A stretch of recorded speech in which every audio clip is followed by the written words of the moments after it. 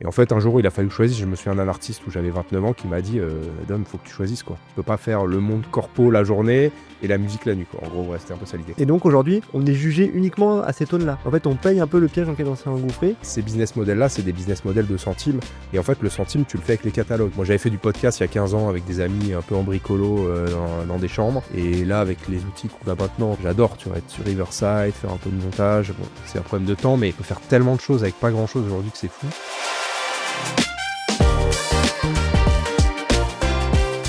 Bonjour à tous et bienvenue sur Icebreaker. Je suis Jérémy Lacoste, le DG d'Eskimos France. Eskimos, c'est une agence d'acquisition digitale Global Search. Nous sommes présents sur 5 pays et accompagnons 1000 clients. Icebreaker, c'est quoi? C'est tout simplement le podcast d'Eskimos où j'aurai le plaisir d'accueillir 2 fois par mois ceux qui construisent le marketing de demain. Allez, bonne écoute. Bonjour à tous et bienvenue sur Icebreaker. Aujourd'hui, j'ai la joie de recevoir Dominique. Bonjour Dominique. Salut Jérémy. Alors Dominique, t'es un peu un touche-à-tout aujourd'hui sur le marketing et donc je sais pas trop comment te présenter, donc je vais te laisser la charge avec la première séquence qu'on a chez nous qui s'appelle Touchous. C'est-à-dire que tu as 45 secondes pour nous dire qui tu es et ce que tu fais. Tout de suite un challenge, quoi. Dominique, j'ai 40 ans, je suis CMO part-time, donc avec un rôle un petit peu particulier, c'est d'intervenir dans les boîtes en tant que CMO, en temps partagé, en temps limité, en fractional, enfin peu importe le terme. Donc avec un enjeu d'efficacité à temps réduit. Donc c'est un peu le challenge du format. J'interviens dans des boîtes d'un peu toutes les tailles, petites, moyennes, grosses, à des stages très très différents. Donc ça, c'est ce qui occupe 90-95% de mon temps pro. Et à côté, je suis cofondateur d'une communauté de leaders marketing com qui s'appelle Futur Proche en France. Et on est un peu plus de 500 aujourd'hui. Voilà, à laquelle je fais partie depuis quelques mois. C'est vrai, ouais. C'est vrai. Et à laquelle tu as déjà pas mal contribué à titre perso. Donc, Tout à fait.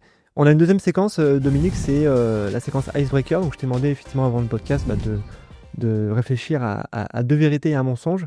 L'idée, c'est au-delà de ta présentation, c'est aussi de voir un peu qui tu es et peut-être nous apporter une anecdote un peu croustillante. Donc je te laisse le micro.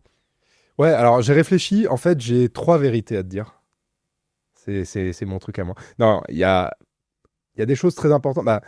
Ça fait longtemps qu'on travaille, toi et moi aussi. Moi, ça fait 15 ans, un peu plus. J'ai fait pas mal de choses, en fait, finalement. Enfin, on pourra en reparler, mais il y a eu des moments un peu clés dans ce que j'ai fait. Et je me suis souvenu de 3 trucs un peu clés. Le premier point, j'ai travaillé pour une famille royale. Ça, c'est un truc que je raconte pas trop, mais qui est vrai. J'ai travaillé pour la famille royale de Bahreïn pendant plusieurs années. J'ai été là-bas.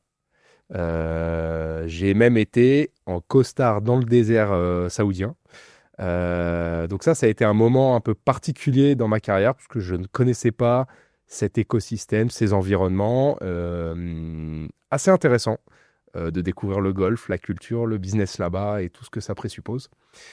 Le deuxième moment un peu clé que j'ai trouvé intéressant, c'est que j'ai travaillé avec une artiste qu'on a entendu dans au moins tous les stades d'Europe de ce sport ces dernières années, voire même dans le monde. C'est Gala, non? Qui s'appelle Gala, Ouais, c'est ça. avec qui j'ai travaillé en studio à plusieurs reprises, sur des morceaux, pas moi directement, mais pour un artiste avec lequel je travaillais. Donc ça a été une séquence hyper intéressante parce que le personnage que c'est, et puis c'est quelqu'un de vraiment très créatif et puis très très sympa et des vrais moments très qualitatifs. Donc ça, c'est un truc qui m'a pas mal marqué à un moment donné. Troisième anecdote importante, Futur Proche va avoir 2 ans, là, en décembre. On nous a proposé l'été dernier de racheter Futur Proche et de racheter la marque Futur Proche. Je peux dire le prix, parce que c'est pas un mystère, ça compte 150 000 €. Et on a évidemment refusé. Parce que, en fait, c'est pas l'objet, c'est pas le projet, et c'était pas le moment de toute façon de faire ça. Puis je voyais pas l'objectif derrière.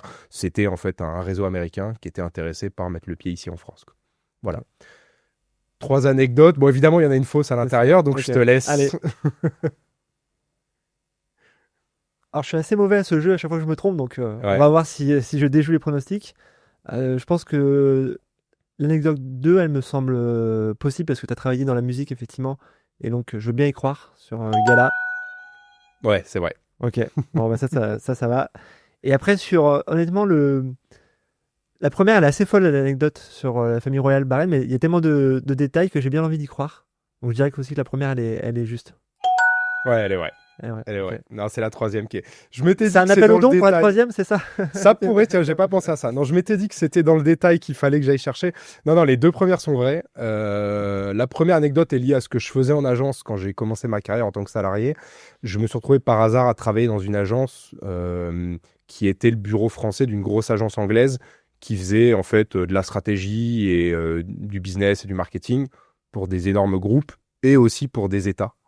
Et je me suis retrouvé à travailler en fait avec le gouvernement bahreïni sur la création de zones de business là-bas pour aider j'allais dire des HQ ou des QG européens à venir s'installer dans le Golfe, etc., etc. Donc, je travaillais pour eux plusieurs années.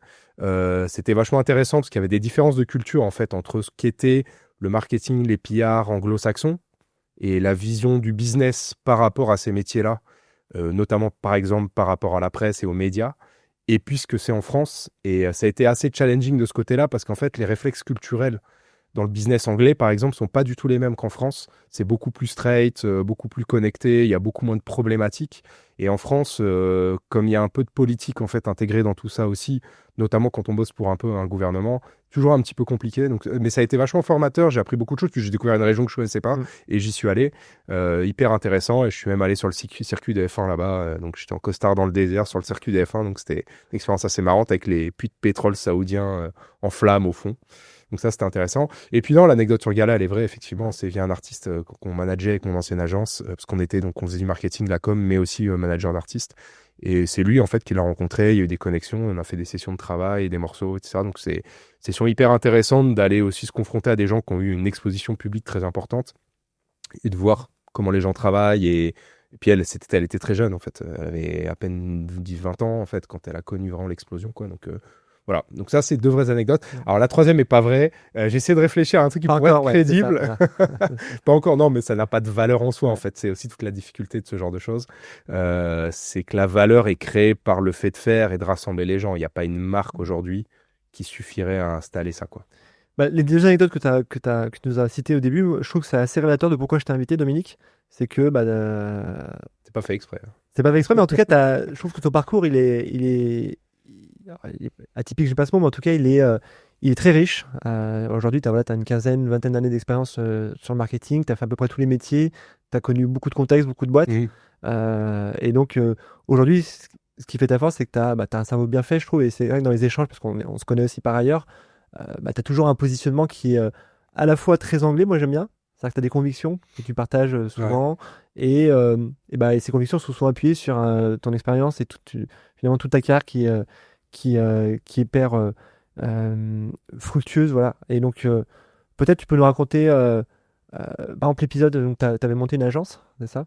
Ouais. En fait, ce que tu dis là, c'est important pour moi et j'ai une forme de satisfaction personnelle, pas sur le niveau de l'accomplissement, tu vois. Quand je regarde un peu des interviews, je vois des gens parler de leur carrière, je me dis toujours, mais comme tout le monde, truc de fou, les mecs, s'ils ont fait, c'est dingue et tout. Moi, je suis pas du tout à ce niveau-là. Par contre, à ma petite échelle à moi, ce que je voulais faire en bossant dans ce secteur, moi, c'était de voir plein de réalités différentes, découvrir des projets à des échelles différentes. C'est ce qui m'a fait aller en agence quand j'ai commencé à bosser, parce que je me suis dit, c'est vraiment dans le contexte de l'agence. Donc, c'est fin des années 2000, je travaille vers 2008-9 quand je commence à bosser. L'agence était encore un écosystème assez porteur de plein de... Voilà. Et je pensais que c'était là que j'allais trouver cette richesse-là, quoi, cette diversité. Et je m'étais dit, étant quelqu'un qui aime bien toucher à plein de choses différentes et être un peu créatif dans cette forme-là, voilà. Donc ça, je suis, tu vois. Et donc, en fait, j'ai fait ça pendant quelques années en tant que salarié. Et à 30 ans, ayant fait le tour de là où j'étais, je me suis demandé est-ce que je change d'agence et j'essaie de, j'en sais rien, de manager plus de gens ou de, voilà. Ou est-ce que j'essaie de faire autre chose? Et en fait, à ce moment-là, j'avais un ami qui était free solo, qui bossait déjà un petit peu plus que moi dans l'industrie musicale. Et moi, j'étais déjà connecté dans le secteur en tant qu'amateur. En fait, j'ai été journaliste amateur pendant longtemps, puis un peu semi-amateur. J'ai été un petit peu payé pour des piges et tout. Donc, j'avais déjà un pied là-dedans, dans l'industrie musicale, mais très petit, quoi. C'était un hobby.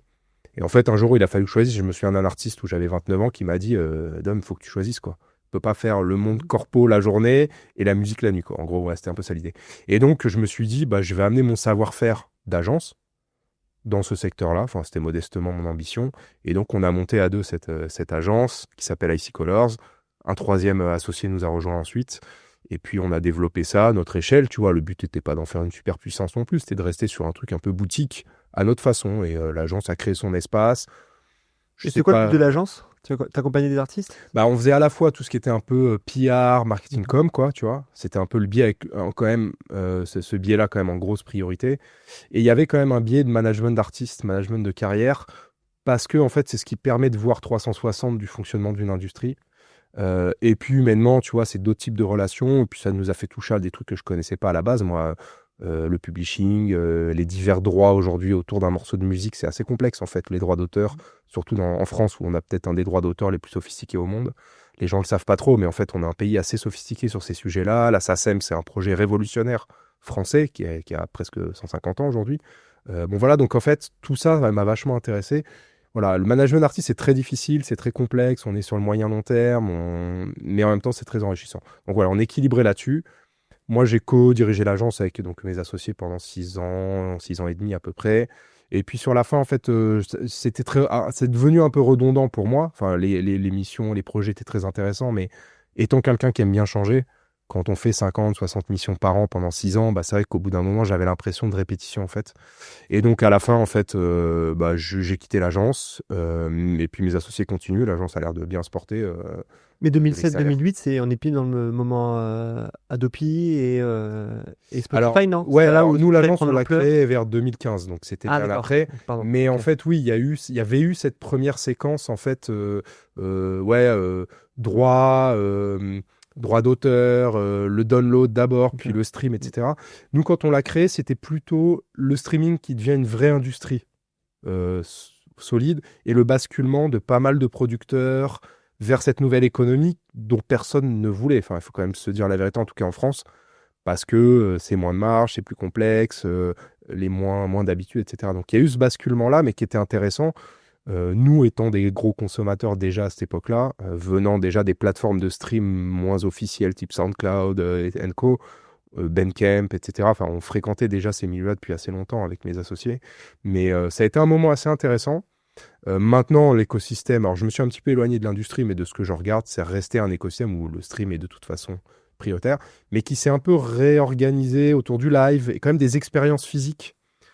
Tu vois, c'est marrant et je tire un trait sur le marketing au global, où en fait le online est très puissant aujourd'hui en marketing, mais en fait le offline fait un retour depuis quelques années, où on se rend compte dans le business, et notamment en B2B, mais pas que, qu'en fait, ou même en B2C, quoi, faire un pop-up store bien chiadé dans une grande ville, tu vas ramener des milliers de gens, en fait, parce que tout le monde cherche, en fait, ce genre d'expérience vraiment live, parce que le online est devenu notre fond d'écran quotidien pour tous, quoi. Et on n'est plus aussi surpris qu'on l'a été à une époque. Alors un petit peu, il y a toujours un peu des nouveautés, et puis ça crée de la connexion, mais voilà, donc il y a eu ce moment-là aussi dans la musique, et donc du coup, je le vois aujourd'hui aussi dans le marketing, tu vois. On peut faire une parenthèse d'ailleurs sur Spotify, leur stratégie marketing, quoi. C'est une boîte qui a perdu de l'argent pendant des années, qui commence tout doucement à être rentable. Ils ont essayé de prendre le virage de la publicité Ouais. qui a été pris, mais pas assez. Et d'ailleurs, il y a le patron qui s'est un peu énervé il y a un mois en licenciant son responsable produit en disant bah, ça représente que X millions d'euros alors qu'on devrait faire beaucoup plus. Et effectivement, ils ont diversifié le contenu. C'est-à-dire qu'aujourd'hui, tu as du podcast, tu as du live, tu as de la vidéo qui commence à être intégrée. Et je trouve que c'est un super virage qu'ils prennent pour densifier l'offre et pas être que sur la musique. Ouais. Je rajoute à ça la production. Je crois que c'est toi qui en parlais aussi sur un chaîne sur lequel on est. Ils produisent aussi beaucoup de contenu via IA. Ça c'était en fait sur Spotify, ce qui est vachement intéressant, c'est que je trouve que à l'échelle, alors bon, déjà il faut quand même se dire que c'est quand même une boîte européenne, et à cette échelle-là, on a genre peut-être 5 max d'un pays qui s'appelle la Suède, qui est un petit pays. Donc il faut déjà remettre ça en perspective. Je trouve ça assez fou en fait d'avoir fait ça. Alors pas fou parce que j'ai un client suédois, donc je vois un peu l'écosystème, je vois que le mindset en fait, il est quand même très créatif, très entrepreneurial, etc. Donc ça me surprend pas, mais ça reste un petit pays, quoi. Donc c'est assez fou quand même d'avoir inventé ça. Mais c'est une boîte intéressante parce qu'effectivement, c'est une boîte qui cherche depuis 20 ans. Et quand j'entends un peu les dictats du business, où en fait, il faudrait avoir trouvé son product market fit en 2 secondes, il faut avoir toutes les réponses à tout, j'ai envie de dire, mais les gars, quoi. Alors, après, c'est peut-être l'extrême inverse Spotify, dans le sens où je n'arrive toujours pas à comprendre comment ils arrivent à lever du fric pour une boîte qui, en fait, au bout d'un moment, va peut-être falloir trouver quelque chose qui marche vraiment. Mais bon, ça veut dire qu'il y a la confiance dans le modèle, dans la position. Et finalement, il y a quelques années, moi, je me souviens, ils avaient, l'écosystème se disait, tiens, ils vont se faire beaucoup challenger par Apple parce qu'ils ont les téléphones, ils ont les hardware, etc., etc. Finalement, Spotify a gardé, en fait. Mais à l'instar de ce qu'a fait Netflix aussi, en fait. Ils sont arrivés, ils ont créé une espèce de nouveau marché. Il y a eu plein de challengers, mais finalement, Netflix aujourd'hui reste pionnier, reste presque leader en chiffres, mais aussi en fait en marque et en puissance de marque aujourd'hui. Donc Spotify, c'est intéressant. Et la recherche qu'ils font, c'est parce qu'en fait, dans l'industrie musicale, le business model, il est moins simple qu'il a été. Et tu vois, je fais un parallèle avec l'immobilier dans lequel je travaille beaucoup depuis 2 ans à peu près avec Bouygues Immobilier. Il y a un peu le même type de tendance à une échelle différente et à un style différent, mais qui est très franco-français. Mais c'est des secteurs où il y a eu des business models qui ont beaucoup marché pendant 15, 20 ans. Et d'un coup, la technologie, l'économie, la macroéconomie, la géopolitique changent les choses. Et il faut essayer de réinventer quelque chose. Et c'est long et c'est difficile. Ça prend du temps parce que les consommateurs ont des habitudes et surtout, les boîtes ont pris des habitudes. Et dans la musique, les producteurs, les gros labels avaient des habitudes de rentabilité, de marge, de fonctionnement. Et les années 2000 ont vachement repackagé ça. Donc, ouais, Spotify se cherche. Il y a eu aussi les podcasts où ils ont beaucoup investi. Ils ont racheté des boîtes à milliards, peut-être pas milliards, peut-être à dizaines de millions, centaines de millions en tout cas, pour aller, voilà. Mais ils se sont rendus compte que finalement, ça leur ramenait pas les revenus publicitaires espérés. Donc, ils essayent de trouver un peu. Là, je crois qu'ils sont sur de la premiumisation maintenant des abonnements. Ils essayent de proposer un abonnement encore plus cher, mais avec des services en plus, accès à peut-être des places VIP pour, je sais pas, Taylor Swift, machin, des trucs que tu aurais. Bon, voilà. Ils essayent de trouver ça. Après, c'est juste admirable, la marque, le produit. Moi, je suis utilisateur de Spotify depuis plus de 10 ans. Je suis client chez eux. Toi, tu es Spotify, ouais. Ouais. Depuis Deezer. Enfin, j'aime bien Alors, utiliser Deezer a été le premier. Il faut quand même Ouais. le dire. Et comme dans beaucoup de situations, parce qu'on se flagelle un peu beaucoup en France, souvent à raison, mais parfois on peut quand même se dire que Deezer a été créé avant Spotify. Simplement, je pense que la vision business, produit et marketing est beaucoup moins bonne que ce qu'a développé Spotify. Après, sur le fait qu'il y ait de l'inertie, tu vois, dans ce secteur, c'est que ça a un coût de changer de plateforme. C'est-à-dire que depuis 10 ans, tu as dû créer tes listes de favoris, etc. Aujourd'hui, tu peux pas, si tu changes, tu peux pas les migrer en un clic. Tu vois, il va falloir que tu fasses tout ce retravail documentaire, entre guillemets. Et je pense que c'est un frein, sachant que en termes de pricing, les offres à 1 euro près, grosso modo, quand même, elles sont assez similaires.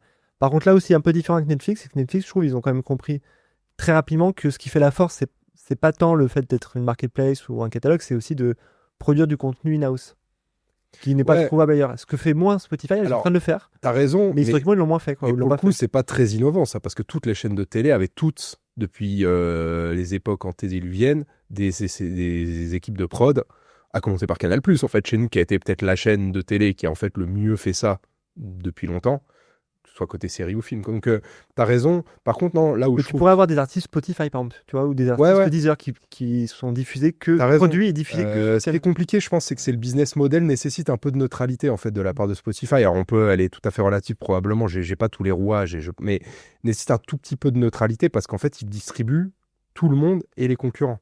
Donc, ils peuvent pas trop être parti pris, mais ils pourraient se dire, on monte le label Spotify, une sorte de MDD, comme ce que fait Leclerc avec ses yaourts, quoi.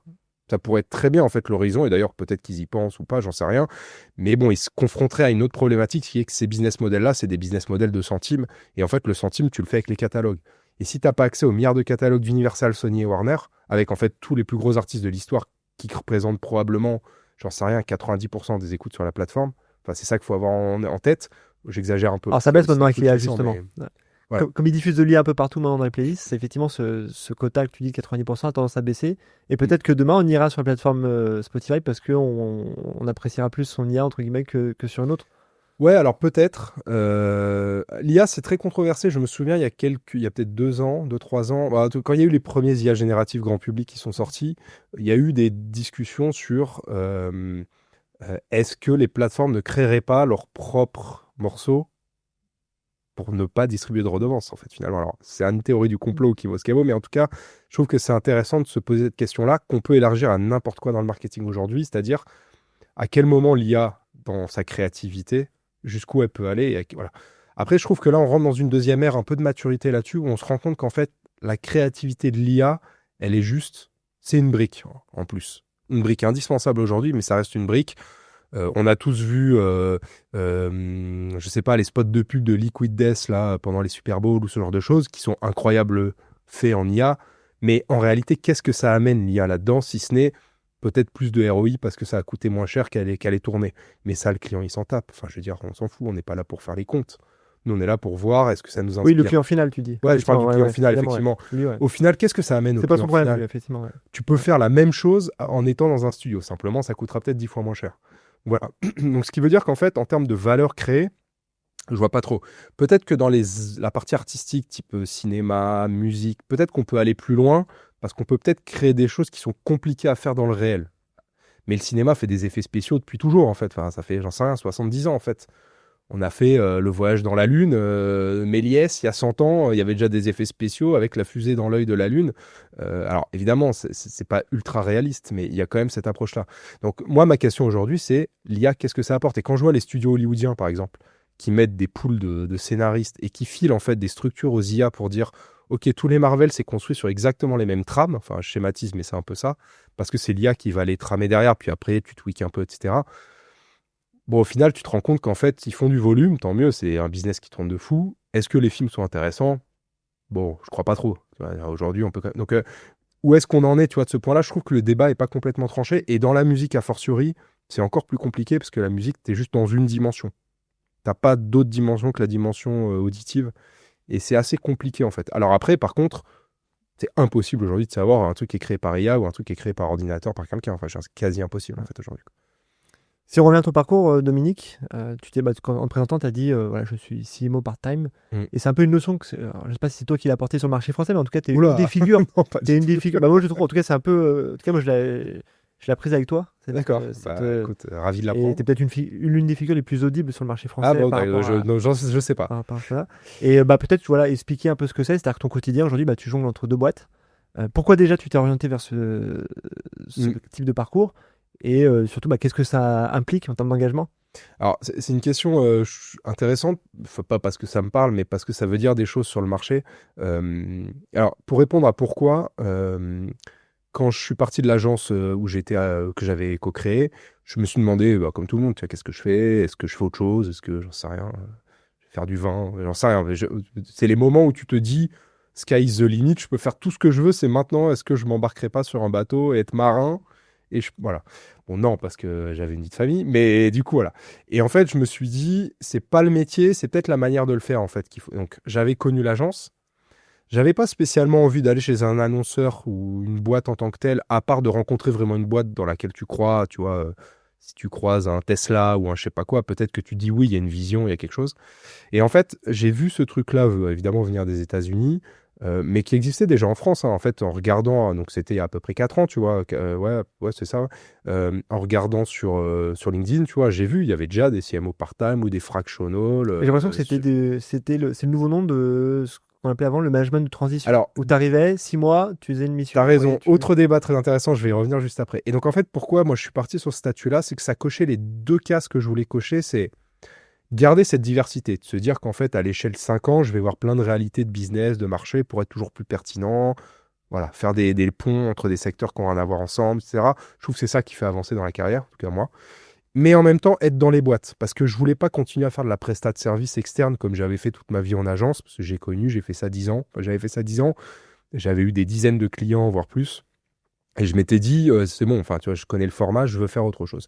Et pour moi, c'est pile entre les deux, en fait, ce que j'appelle le CMO part-time. C'est quelqu'un qui est un externe, mais qui est dans la vie de la boîte au quotidien, qui est là pour gérer un scope. Donc, ça peut aller du marketing au global à un scope du market, à une dimension nationale, internationale, etc. Et qui est là pour résoudre des problématiques, adresser des sujets court, moyen, long terme, tu vois. Et donc, moi, ce format-là, il correspond exactement. Donc, c'est pour ça qu'en fait, quand j'ai vu le truc, je me suis dit, en fait, c'est vraiment ça que je veux faire de cette manière-là. Ce qui reste difficile, c'est plutôt d'essayer de l'expliquer, tu vois. Donc, merci de poser la question, ça me permet de l'argumenter un peu, parce que je pense que ça amène beaucoup de choses à plein de boîtes dans plein de situations différentes. La relation avec le management de transition, il y a deux choses. C'est que, pour moi, je le trouve très corporate, en fait, et je pense que c'était une fonction utilisée par des grands groupes, enfin, en tout cas, dans la vision que j'en ai, ou en tout cas des ETI, des choses déjà très matures, ce qui n'est pas toujours la réalité du CMO part-time, en fait. Et puis, je pense que le côté transition me parle pas. Et le côté management non plus, d'ailleurs. Parce que je trouve management, je vois pas, en fait, je vois pas quel est le sujet, en fait, dedans. Donc, en fait, je trouve que le terme ne me correspond pas. Et le côté transition, je l'aime pas. Pas parce que je veux rester 10 ans dans les boîtes, mais plutôt parce que je trouve que ça note quelque chose de fugace, d'éphémère, comme si c'était une parenthèse entre deux réalités, tu vois. Alors que le management de transition, le manager de transition qui arrive, il peut mettre un impact, tu vois. Donc voilà, j'aime pas le terme, j'aime pas ce que ça véhicule, et je trouve que ça correspond pas exactement à la réalité. J'ai ce débat assez régulièrement, en fait. Donc, ça reste mon avis à moi. Je sais qu'il y a plein de gens qui font ce métier-là, qui le font très bien. Et je crois que la troisième réalité aussi, c'est que j'ai l'impression que le management de transition a une forme de seniorité encore supérieure. Les gens que je connais qui font ça ont peut-être encore plus d'expérience que moi. Voilà, je sais pas s'il y a un truc C'est générationnel. presque des coachs, entre guillemets. C'est Ouais, soit des anciens patrons qui ont vendu leur boîte et puis soit ça, soit des gens qui ont bossé vraiment encore plus longtemps. Voilà, donc, et qui aiment bien ce côté, j'arrive 6 mois. Voilà. Moi, ce que j'aime chez les clients, c'est rester un peu plus. Je bosse pas moins de 6 mois parce que je trouve qu'on n'a pas le temps. 12, 18, 24, pourquoi pas. Enfin, tu vois, tant que j'amène des choses et que je résous des trucs et que ça fait avancer un groupe ou une société, ça m'intéresse. Et ce qui est marrant, c'est qu'il y a une sorte de seniorisation finalement du statut de freelance. C'est-à-dire que historiquement, le freelance, c'était souvent sur des fonctions support ou très opérationnelles, entre Ouais, guillemets. ouais, Et là, bah, typiquement, si c'est mot part-time, on peut dire que tu es freelance, entre guillemets, quoi, en tout cas, d'un point de vue statutaire, bien sûr. mais sur une fonction qui est une fonction codir, entre guillemets. Donc, Ouais, une alors fonction en très fait, senior. je pense que ça va avec l'évolution du marché. C'est-à-dire que j'en discutais il y a pas très longtemps chez un client. Je disais, bah ouais, mais en fait, on a poussé les gens à cette forme d'agilité-là. Donc, on peut pas s'en plaindre aujourd'hui, tu vois. Et moi, je trouve ça très bien. Moi, quand j'étais en agence, les indépendants avec qui je bossais, c'était que sur des segments très opérationnels. Ils n'étaient pas forcément juniors. Ils pouvaient avoir 40, 45 ou plus. Par contre, c'était des fonctions très opérationnelles. Copywriting, DA, créa vidéo ou réalisateur, etc., etc., motion design, animation. Voilà. C'était vraiment sur des fonctions. Il n'y avait pas de fonction d'encadrement stratégique, de direction, enfin peu importe le terme. Donc la fonction un peu part-time, fractional, a amené ce truc-là. Et puis par contre, je pense que ça correspond à un besoin d'agilité des boîtes. Un part-time, tu l'onboardes en 2 semaines. Enfin, tu peux dealer l'onboarder en 2 semaines. Le code du travail en France, il est très bien fait. Et heureusement qu'il existe. Mais c'est sûr qu'il est rigide. Et il y a plein de boîtes qui peuvent pas se permettre d'attendre 6 mois le profil idéal. Et moi, j'arrive dans les boîtes souvent parce que je suis là et dispo. Il faut se dire la vérité, hein. Je pense pas être meilleur qu'un autre. Simplement, je suis peut-être réactif de par mon statut. Je suis disponible, je suis intéressé. En 3 semaines, je peux arriver dans une boîte et après, on voit si ça marche, si ça fit, si on amène des choses, quoi. C'est quoi les bonnes qualités pour être part-time? Qu'est-ce qui fait que tu réussis, toi, aujourd'hui, dans tes missions? Alors, je sais pas si je réussis, mais selon moi, en tout cas, les bonnes qualités, c'est d'être. Bon, je pense qu'il faut être curieux et créatif à la fois. Parce on va être confronté qu'à du nouveau en permanence. Faut pas avoir peur de mettre les pieds dans un truc qu'on connaît pas. Il y a des gens qui bossent, qui sont les meilleurs dans la routine et dans le confort. Donc, si on aime le confort et la routine, faut pas faire ce métier. Faut pas avoir peur d'aller se frotter à de l'inconnu, à des choses qui nous semblent lointaines ou vraiment très éloignées de ce qu'on est. Et puis, troisième point, faut pas avoir peur d'aller vers les gens. Mais ça, je dirais que c'est pour tous les indépendants. Les profils de gens qui sont un peu timides ou qui restent au sein d'eux-mêmes, dans leur tête, qui ont du mal à aller vers l'autre socialement ou dans le business ou quoi que ce soit, ça va être plus difficile. Et j'ai régulièrement des gens qui ont la petite quarantaine ou 35 et qui viennent me voir en me disant tiens, je m'intéresse, est-ce que on pourra en discuter, des salariés, des directeurs marketing, de grands groupes, de moyens groupes. Et puis on discute et en fait, je leur dis mais peu importe ton niveau en marketing, c'est pas le sujet. Le sujet, c'est ton caractère, ton profil et ton appétence pour le fait de te lever le matin, d'être face au miroir et de te dire tous les choix que tu fais toi-même, tout seul. Et ça, c'est le truc le plus dur de tous les indépendants qui sont pas backup par une équipe ou dans une agence, tu vois, où tu es plusieurs. Quand j'étais en agence, on était 3, on faisait des choix à 3, on se trompait parfois, on ratait des trucs, mais on était plusieurs. Ça dilue un petit peu l'impression de responsabilité de rater. Quand tu es CMO part-time, par définition, tu es solo, à part ceux qui bossent en agence de part-time, il y en a quelques-unes maintenant aujourd'hui qui font ça, bah, tu es tout seul. Faut accepter ce truc-là. Et il y a des profils de gens qui aiment ça. Moi, ça fait 10 ans que je fais ça, d'être indépendant, donc maintenant je me suis habitué. Mais je pense qu'il y a des gens qui sont peut-être moins adaptés à ça. Voilà. Donc, tu vois, si tu fais un mélange de tout ça, bon an, mal an, tu t'en sors. Ok. Et à l'inverse, moi j'ai l'impression qu'il y a quand même deux défis qui sont assez monstrueux à relever. Le premier, c'est le défi organisationnel. C'est-à-dire que, imaginons que tu fais un part-time 2 jours dans une boîte et 3 jours dans l'autre, mais tu as des urgences, quoi. C'est-à-dire que ça, c'est ton rythme à toi, mais il y a des urgences et quand tu es CMO, bah, on sait très bien que tu peux pas ne pas répondre pendant 3 jours. Donc, comment tu adresses ce type de setup? Et deuxièmement, c'est que de plus en plus aujourd'hui, les CMO quand même sont audibles et ont du personal branding. Et toi, tu es un bon exemple, tu vois. C'est-à-dire que tu incarnes quand même, que tu le veuilles ou non, ta boîte en partie. Comment tu fais pour incarner finalement les deux boîtes pour lesquelles tu travailles? Alors, ça, c'est que des limites qu'on essaie d'adresser, évidemment. Alors, il y a deux points là-dessus qui sont importants pour moi. C'est que, ça nécessite à la fois de l'organisation. Il faut être très organisé. Moi, je dors sur mon calendrier, quoi. J'ai plusieurs abats, comme tout le monde, mais Mes agendas, c'est la base de mon métier. Par contre, il faut de la flexibilité. Un client qui m'appelle, je suis pas là à ce moment-là, il y a une urgence, je suis évidemment disponible. Et je dis à tous mes clients, quels qu'ils soient, les clients d'aujourd'hui, d'hier ou de demain, appelez-moi, quoi. T'as un problème, il y a un truc, une urgence, un machin. Si je peux le faire et que je peux me rendre dispo, je me rends dispo. J'essaie de segmenter un petit peu quand même mes journées, de les cadrer et d'être focus pour être focus dans le travail parce que le cerveau peut pas être constamment. Après, moi, mon métier, je le vois comme comme si j'étais que dans une boîte, en fait. Tu vois. C'est comme si tu étais dans une boîte et que tu avais des services différents. Moi, c'est ma façon mentale de travailler, quoi. Parce que les gens me disent, tu passes d'un sujet à l'autre. Ouais, mais en fait, tu es dans une boîte, tu gères, j'en sais rien, 3 sous-métiers. T'es directeur marketing, t'as la dimension, j'en sais rien, le product marketing et puis une troisième dimension, field marketing. Bon, certes, c'est la même composante globale, mais finalement, tu as 3 réalités, tu passes de l'une à l'autre, voire même plus, quelqu'un qui gère le digital au sens large. Ouais, ou dans un grand groupe, tu as plusieurs marques, c'est pareil. Voilà, et donc en fait, je me dis, je le prends plus ou moins comme ça mentalement. Donc voilà, j'essaie de bien focus. Quand je suis là, je suis là. Par contre, l'avantage du part-time, pour moi, c'est ça. C'est la puissance du focus. C'est des profils de gens qui sont en capacité d'être très dans le présent et d'essayer de mettre de l'intensité dans le présent. Tu vois, mon enjeu personnel quand je me lève les matins, c'est je peux pas arriver à 50% chez un client. Je m'exige d'être à 90, 95, 100 ou 110 quand je suis on fire, quoi. Mais tu vois, c'est une exigence personnelle parce que c'est pour ça que tu es là, quoi. Si tu arrives et qu'en fait, tu es juste dans le business as usual et que tu n'amènes pas une petite énergie, le fait de vouloir faire avancer les trucs et de te coucher le soir, tu peux pas faire ce métier. Après, je dis pas qu'on le fait pas en salarié, mais je pense que les temporalités sont pas les mêmes, les exigences sont pas les mêmes. Mais après, c'est un métier qui, du coup, peut être un peu exigeant aussi de ce point de vue-là. Et s'il y a 4 urgences en même temps chez 2 clients, bah ouais, tu galères, quoi. Peu importe les tailles, petit, moyen, gros. Donc ça, c'est un peu la difficulté. Après, je pense que j'ai pas plus d'apport ou d'input qu'un salarié, tu vois. Je le vois juste d'une manière différente. J'essaie de me rendre plus focus, mais du coup, ça nécessite d'être plus présent et plus impactant quand tu es là, quoi, tu vois. C'est un peu l'écueil. Par contre, après, tu vois, je suis disponible. Si je sors d'ici et que j'ai un client qui me dit j'ai une urgence, je vais évidemment me rendre dispo. L'avantage que j'ai, c'est que j'ai rencontré quasiment que des clients qui respectent à fond ce truc-là, qui sont pas ni dans le présentéisme, ni dans l'appropriation, tu vois, des gens.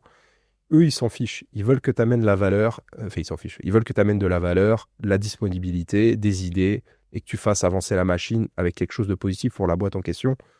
Ensuite, personne ne m'a jamais rien dit là-dessus, mais parce que je me rends disponible, et voilà. Et après, dans l'incarnation des boîtes, alors évidemment, ça c'est plutôt compliqué, tu vois, donc je le fais de manière un peu mesurée.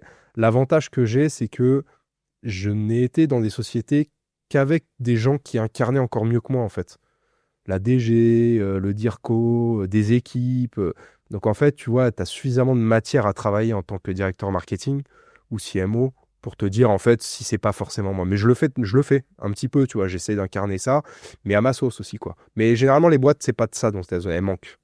Manque pas de personnalité. Il y a toujours, même dans une boîte de 15 personnes, tu vas trouver 2 personnes qui incarnent leur secteur, leur métier, leur expertise, dont toi, tu vas pouvoir te servir pour essayer de porter, en fait, un message, quoi. Ça, pour moi, c'est pas forcément un écueil, quoi. Okay. Aujourd'hui, on sait qu'il y a un désamour entre les CEO et les CMO. En tout cas, ils ne parlent plus la même langue. J'ai écrit un article il n'y a pas longtemps là-dessus. Et ce désamour, on voit qu'il augmente au fur et à mesure des sondages. Il y en a un, il va parler chiffres et revenus, puis l'autre, il va parler plutôt visibilité, construction de la marque. Et en temps de croissance, ça arrive à comiter. Mais en temps de crise, comme aujourd'hui, entre guillemets, on voit bien qu'il y a une rupture qui est assez forte. Quand tu es CMO part-time, à quel point tu arrives à peser sur le codir, à quel point tu arrives à être influent, parce que c'est quand même, je trouve, une des fonctions premières du CMO, c'est déjà de convaincre en interne. C'est peut-être même sa fonction principale, déjà de réussir à embarquer l'organisation dans le narratif qu'il veut créer avant d'aller convaincre finalement les clients. Est-ce que le fait d'être part-time, c'est un handicap ou toi tu l'abordes de façon différente et tu arrives quand même à peser dans les processus de décision? Alors, je sais pas si je pèse en tant que tel, c'est difficile à dire. Par contre, je sais que je me pose cette question absolument tous les jours. Je pense que la réponse, elle est double, c'est que il y a une responsabilité des pros du marketing là-dedans, et il y a une forme de responsabilité des boss, des dirigeants, enfin peu importe leur nom. Côté pro du marketing, il faut faire l'effort de se rapprocher du revenu. Ça, c'est un indispensable.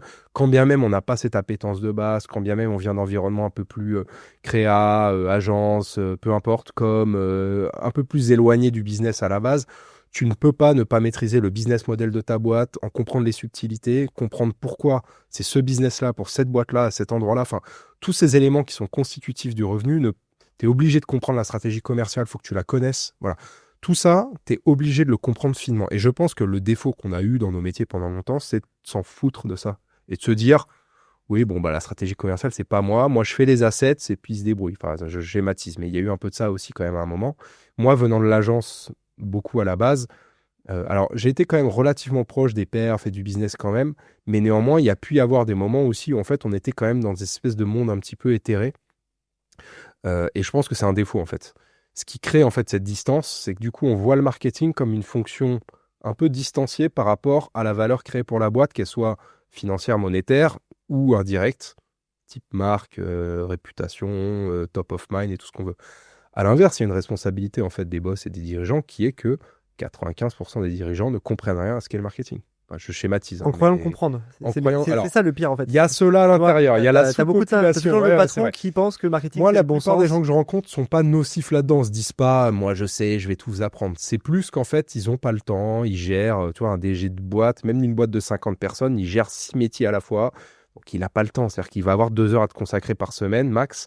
Et c'est normal, il n'y a pas de sujet. Mais dans ce cas-là, il faut quand même faire l'effort d'être précis et de comprendre les choses, ou alors de faire confiance. Bon, alors faire confiance, ça peut être à double tranchant. Et je pense qu'on a eu tendance, et on a encore tendance trop, à avoir alors que ce soit des dirigeants type DG, etc., ou même des fondateurs de boîtes, à pas s'intéresser à ce sujet-là, à pas comprendre les subtilités, alors que le marketing est aujourd'hui de plus en plus complexe, et ça c'est un truc dont moi je parle quasiment toutes les semaines, se complexifie.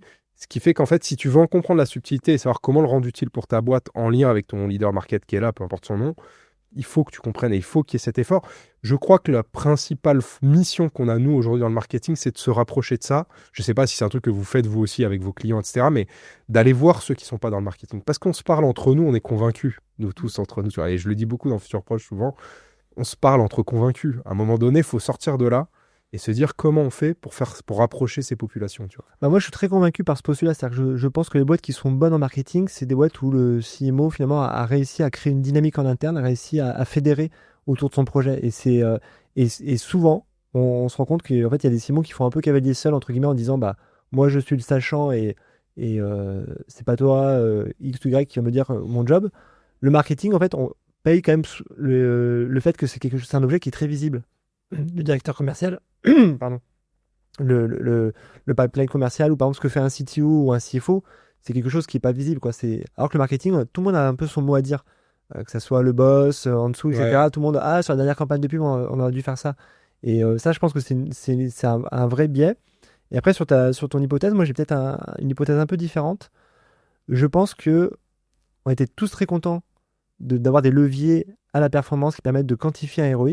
Et donc, on s'est tous engouffrés dans la brèche. Et moi, le premier, j'ai fait que ça dans ma carrière de la performance. Et donc, aujourd'hui, on est jugé uniquement à ces taux-là. En fait, on paye un peu le piège dans lequel on s'est engouffré. Et donc, bah, quand tu vas aujourd'hui, tu es un annonceur, tu es un directeur marketing, tu dois négocier un budget de notoriété auprès de ton CFO. Bah, qu'est-ce qu'il te dit? Il te dit, OK, mais ça va me rapporter combien, quoi, grosso modo? Ouais, t'as raison. Alors, en fait, c'est là où moi, ma réponse à ça, elle est en fait assez directe et simple, c'est de dire, pour moi, le marketing, il y a 3 dimensions. Le problème, c'est que la plupart des gens qui font pas du marketing n'ont que la dimension, c'est celle dont tu parlais au début, ce qui est visible. Tout l'activable, les assets, les campagnes, sur tous les canaux qu'on veut. Mais ça, c'est juste le niveau. En fait, c'est la face immergée de la partie immergée de l'iceberg pour être ici chez Eskimos. Tu vois, ça, c'est le premier point. Après, il y a la partie invisible qui, là, pour le coup, on perd 90% des gens, qui est tout ce qui va concerner la réputation, la marque, etc. Puis après, tu as une partie encore plus profonde qui est une partie structurante, en fait. C'est tout ce qui va concerner, en fait, vraiment le positionnement et tout ce qui concerne, en fait, le cœur même de la performance qu'on construit pour le futur. Le problème de cette 3e partie, c'est que c'est une partie du futur, en fait. C'est-à-dire qu'on travaille aujourd'hui pour demain ou pour le moyen terme, on va dire dans le meilleur des cas. Donc, c'est vrai que c'est très invisible. La 2e partie, elle est un peu plus palpable parce que c'est le client quand même. Donc, le client, on peut avoir un feedback à l'échelle de 6 mois, mais parfois 6 mois, en fait, c'est un temps infini dans certaines situations. Et la partie 1, évidemment, c'est parce qu'on est tous clients au quotidien. C'est-à-dire qu'en fait, un boss de boîte, il rentre chez lui, il est exposé à TikTok, il reçoit un truc dans sa boîte aux lettres ou j'en sais rien, il écoute à la radio un spot. Donc, forcément, en fait, tout le monde a le réflexe. Mais c'est là où j'exige. j'aimerais bien en tout cas avoir de la part de ces gens-là de la distanciation, de se dire je ne suis pas le client. Et d'ailleurs, quand tu arrives en agence, c'est le premier réflexe des juniors, c'est tout passer au crible de se dire est-ce que ça me parle, est-ce que machin. T'es pas le client en fait. Mets-toi, sors-toi du truc, tu vois. Mets-toi dans une distanciation par rapport à quel que soit le projet. Tu vois, moi je me souviens en agence, des fois on me sortait de certains sujets parce qu'on disait ah bah ça c'est un sujet, j'en sais rien, plus pour les filles, enfin les femmes, ou c'est un sujet de seniors, de trucs. Je disais mais moi je peux te vendre des maisons de retraite si tu veux, c'est pas un problème en fait. Tu vois. Et donc en fait je pense que c'est ça qu'il faut qu'on apprenne aussi aux dirigeants de boîte, c'est le marketing, ça exige cette forme de distanciation-là et de pas être considéré comme soi-même le sujet, quoi.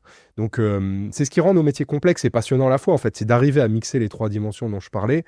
Et moi, le truc qui me fait le plus plaisir dans les boîtes où je suis depuis 6 mois, 1 an, tu vois, quand j'arrive à rester longtemps, parce que ça m'est arrivé de rester moins longtemps et que ça marche pas, parce qu'il n'y a pas un fit humain, on n'arrive pas à trouver un flow. Quand ça marche, c'est un Dirco, il y a quelques mois, qui m'a dit... quelqu'un qui vient de l'environnement de la banque, tu vois, à la base, donc qui est un peu éloigné, tu vois, des logiques marketing et tout, et qui m'a dit, j'ai appris des choses, mais surtout, il m'a dit, j'ai vu le rôle que ça peut jouer dans un certain moment quand c'est utilisé d'une certaine manière, tu vois. Et je lui ai dit, bah, ça me fait plaisir ce que tu me dis, parce que j'ai l'impression, tu vois, c'est une petite réussite personnelle, de se dire, on n'a pas fait des trucs parfaits, et c'est pas du tout optimal ce qui a été fait, mais par contre, qu'un dirco ou un directeur commercial te dit ça, tu te dis, ok, bon, bah, j'ai peut-être trouvé un petit spot, tu vois. Et il y a plein de boîtes aujourd'hui qui arrivent à faire ça à la perfection. Et je trouve que... Moi, je suis toujours admiratif des gens qui arrivent à placer le marketing à cet endroit-là, tu vois. Ouais. Et pas en faire le... Là où c'est difficile, c'est que quand tu es dans le marketing, tu es un peu sur une ligne de crête. C'est-à-dire qu'aujourd'hui, tu es très jugé sur le revenu. Tu es un peu un sirop, quoi. Voilà, alors qu'en fait, ta mission, c'est une des composantes. Générer le revenu de demain, mais tu es aussi challenger sur générer le revenu de l'année prochaine, etc. Et moi, je trouve qu'une des raisons qui explique cette court-termisation, en tout cas le fait d'être très focus sur ce qui va se passer demain, c'est lié aux trajectoires de carrière. Aujourd'hui, un CMO, il reste 3 ans, 4 ans grand maximum dans les boîtes. Pareil sur les CEO qui n'ont pas fondé leur boîte. Et donc, je me dis, bah, est-ce que stratégiquement, quand tu sais que tu es sur un run de 3 ans, est-ce que tu as intérêt à te lancer sur des grands chantiers de construction de marque, d'autorité? Parce que tu sais que finalement, tout ce que tu vas lancer, ça va porter ses fruits que année 2, année 3, puis pour ton successeur. Là où tu ça pourrais dépend être des marchés, hein. très pragmatique et dire, bah, je vais faire que de la perf à très court terme. Ouais. Alors, ça dépend des marchés. Alors, d'abord, sur les études, là, les durées de vie des CMO, évidemment, comme tout le monde, je les vois passer. Je me demande toujours, c'est quoi les raisons des départs? Parce que moi, autour de moi, la plupart du temps, c'est plutôt une forme de lassitude du responsable marketing com, soit parce qu'il a fait le tour et qu'il n'a pas les moyens de faire autre chose ou d'aller plus loin, soit parce que bah, c'est vrai qu'une fois que tu as éprouvé tout ce que tu peux faire dans un secteur, il peut y avoir une volonté d'aller voir ailleurs. Donc, j'aimerais bien avoir un peu plus d'infos sur les raisons de départ. Mais au-delà de ça, parce qu'il le présente toujours comme si le mec se faisait saquer ou que... voilà. En tout cas, c'est la fonction du codir qui Oui, mais reste peut-être moins que longtemps. c'est des profils aussi plus curieux et Peut-être, plus, tu vois, qu'un CFO qui a peut-être moins cette curiosité personnelle-là. Donc bon, ça c'est encore autre chose. Et ton deuxième point, c'était... Bah, stratégie de carrière, est-ce que tu n'as Ouais. pas intérêt à maximiser la valeur de ton run en fait? Alors, Donc, oui, c'est-à-dire de dire, je vais faire mais des actions il y a- très court terme qui vont générer. T'as raison, mais il y a plein de secteurs, notamment en B2C, où 12 mois, tu peux faire un renversement complet de ta marque et des choses que tu fais. Ça ne veut pas dire que le revenu va être multiplié par 10, mais aujourd'hui, dans certains pans du e-commerce ou dans des positionnements très spécifiques, tu peux très bien avoir un impact fort en 12 mois. C'est tout à fait possible, c'est difficile et il faut avoir les moyens. Alors, le vrai corollaire, c'est ça, c'est avec quels moyens tu travailles, parce que soit tu as le temps, soit tu as le budget. Si tu n'as aucun des deux, tu peux pas bosser. Si tu as le budget, tu peux aller vite et fort. Si tu n'as pas le budget, il faut que tu aies le temps. Moi, c'est vraiment genre une règle de travail qui est juste basique, mais qui voilà. Par contre, il est sûr que dans certains segments B2B, bah, 1 an, oui, ça va juste te permettre de restructurer une équipe et des process. Tu n'as même pas commencé à vraiment impacter. La deuxième année, avec un nouveau structure d'équipe et des process, c'est là que tu commences à avoir des uplifts. Et puis peut-être qu'à partir de la 3e année, tu commences à avoir un petit impact réputationnel, de marque, voire de part de marché, de part de voix, tout ce qu'on veut, où tu commences à pouvoir voir ça, en fait, concrètement, quoi. Donc, je dirais, ça dépend du secteur et du business model. Moi, je pense que c'est une fonction de gens curieux par nature. La fonction directeur marketing qui reste 15 ans dans une boîte, il y en a de moins en moins, à part quelques gros postes, parce que des énormes postes en corpo très bien payés, avec des groupes très dynamiques ou dans un moment de vie. Tu vois, je pense à Olivier, quelqu'un que je connais qui est un ancien de chez Salesforce, tu vois, qui a connu en fait la création, enfin l'apparition de Salesforce en Europe, puis qui a accompagné en tant que directeur marketing ou VP marketing toute cette progression dans les années 2010. Évidemment, tu es dans une boîte comme ça, tu te dis, je reste autant que longtemps que je peux, aussi longtemps que je peux, parce que c'est incroyable, tu vois, de voir un truc comme ça exister, se développer, grossir et devenir une espèce de machine de guerre. Évidemment, tu as envie de rester, quoi. Donc, tu vois, je pense que c'est lié au momentum des boîtes aussi, quoi. Ou une startup qui part de zéro et qui, 5 ans après, devient une espèce de truc à créer une nouvelle dimension dans son marché. Ça, c'est fou à voir, quoi. Après, je prends l'exemple des États-Unis. Aux États-Unis, je crois que les grosses boîtes, elles sont obligées de publier leurs résultats tous les 3 mois. Et là, il y a une loi, en tout cas, il y a une discussion en disant tous les 3 mois, en fait, c'est contre-productif parce que les boîtes, c'est-à-dire que ça les oblige à avoir des plans d'action à échéance 3 mois, et donc à prendre des décisions qui, à 3 mois, sont bénéfiques, mais dont on sait qu'à 6 mois ou 1 an, elles ne sont pas bénéfiques. Et là, l'idée du texte qui est en train d'être discuté, c'est de dire, au lieu de faire tous les 3 mois, on fait plutôt tous les ans. Donc ça permet de rallonger finalement le temps à la fois de pilotage, de prise de décision.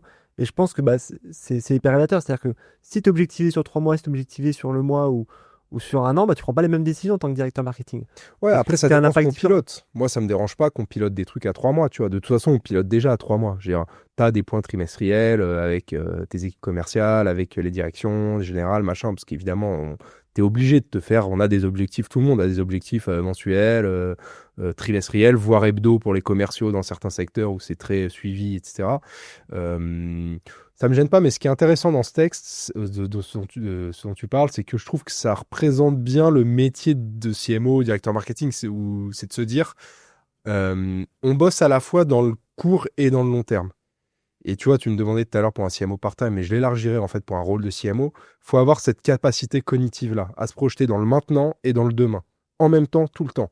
Si tu fais pas ça, si tu fais que l'un ou que l'autre, tu vas te planter dans ton job, c'est sûr et certain, tu vois.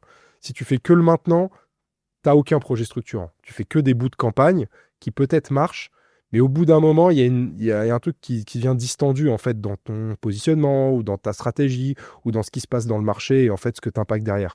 À l'inverse, si tu fais que du demain, évidemment, il n'y a rien qui se crée, il n'y a pas d'exécution et ça, c'est un défaut qu'on voit assez souvent. Donc je trouve ça intéressant parce qu'en fait, je trouve que ça valorise vachement nos postes de se dire, pour moi, il faut bosser dans le présent, mais aussi dans le futur en parallèle et c'est ce qui est difficile.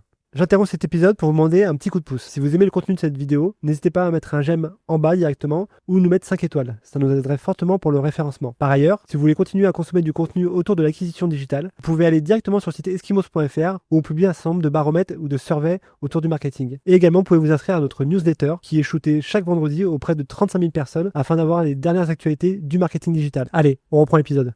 Voilà. Avant de commencer donc le podcast, l'enregistrement, je t'avais demandé effectivement de noter tes 3 défis. Donc c'est la séquence piste noire. Donc je vais les prendre un par un et en même temps je pense que ça permettra d'introduire les boîtes pour lesquelles tu travailles aujourd'hui. Ouais, bien sûr. Donc comme ça je les montre parce que c'est vrai qu'on n'a pas parlé de tes 2 missions actuelles. Et donc le premier défi que tu as noté, c'est business plus créa. Ça résume bien l'équilibre en fait que moi j'essaie d'avoir. Pour moi, j'ai mis des équations, j'ai triché un peu. Enfin, des équations, des additions. Pour moi, notre métier, c'est qu'un métier d'équipe. Tu vois, on parlait de perf, de marque, etc. En fait, business plus créa, ça représente bien ça.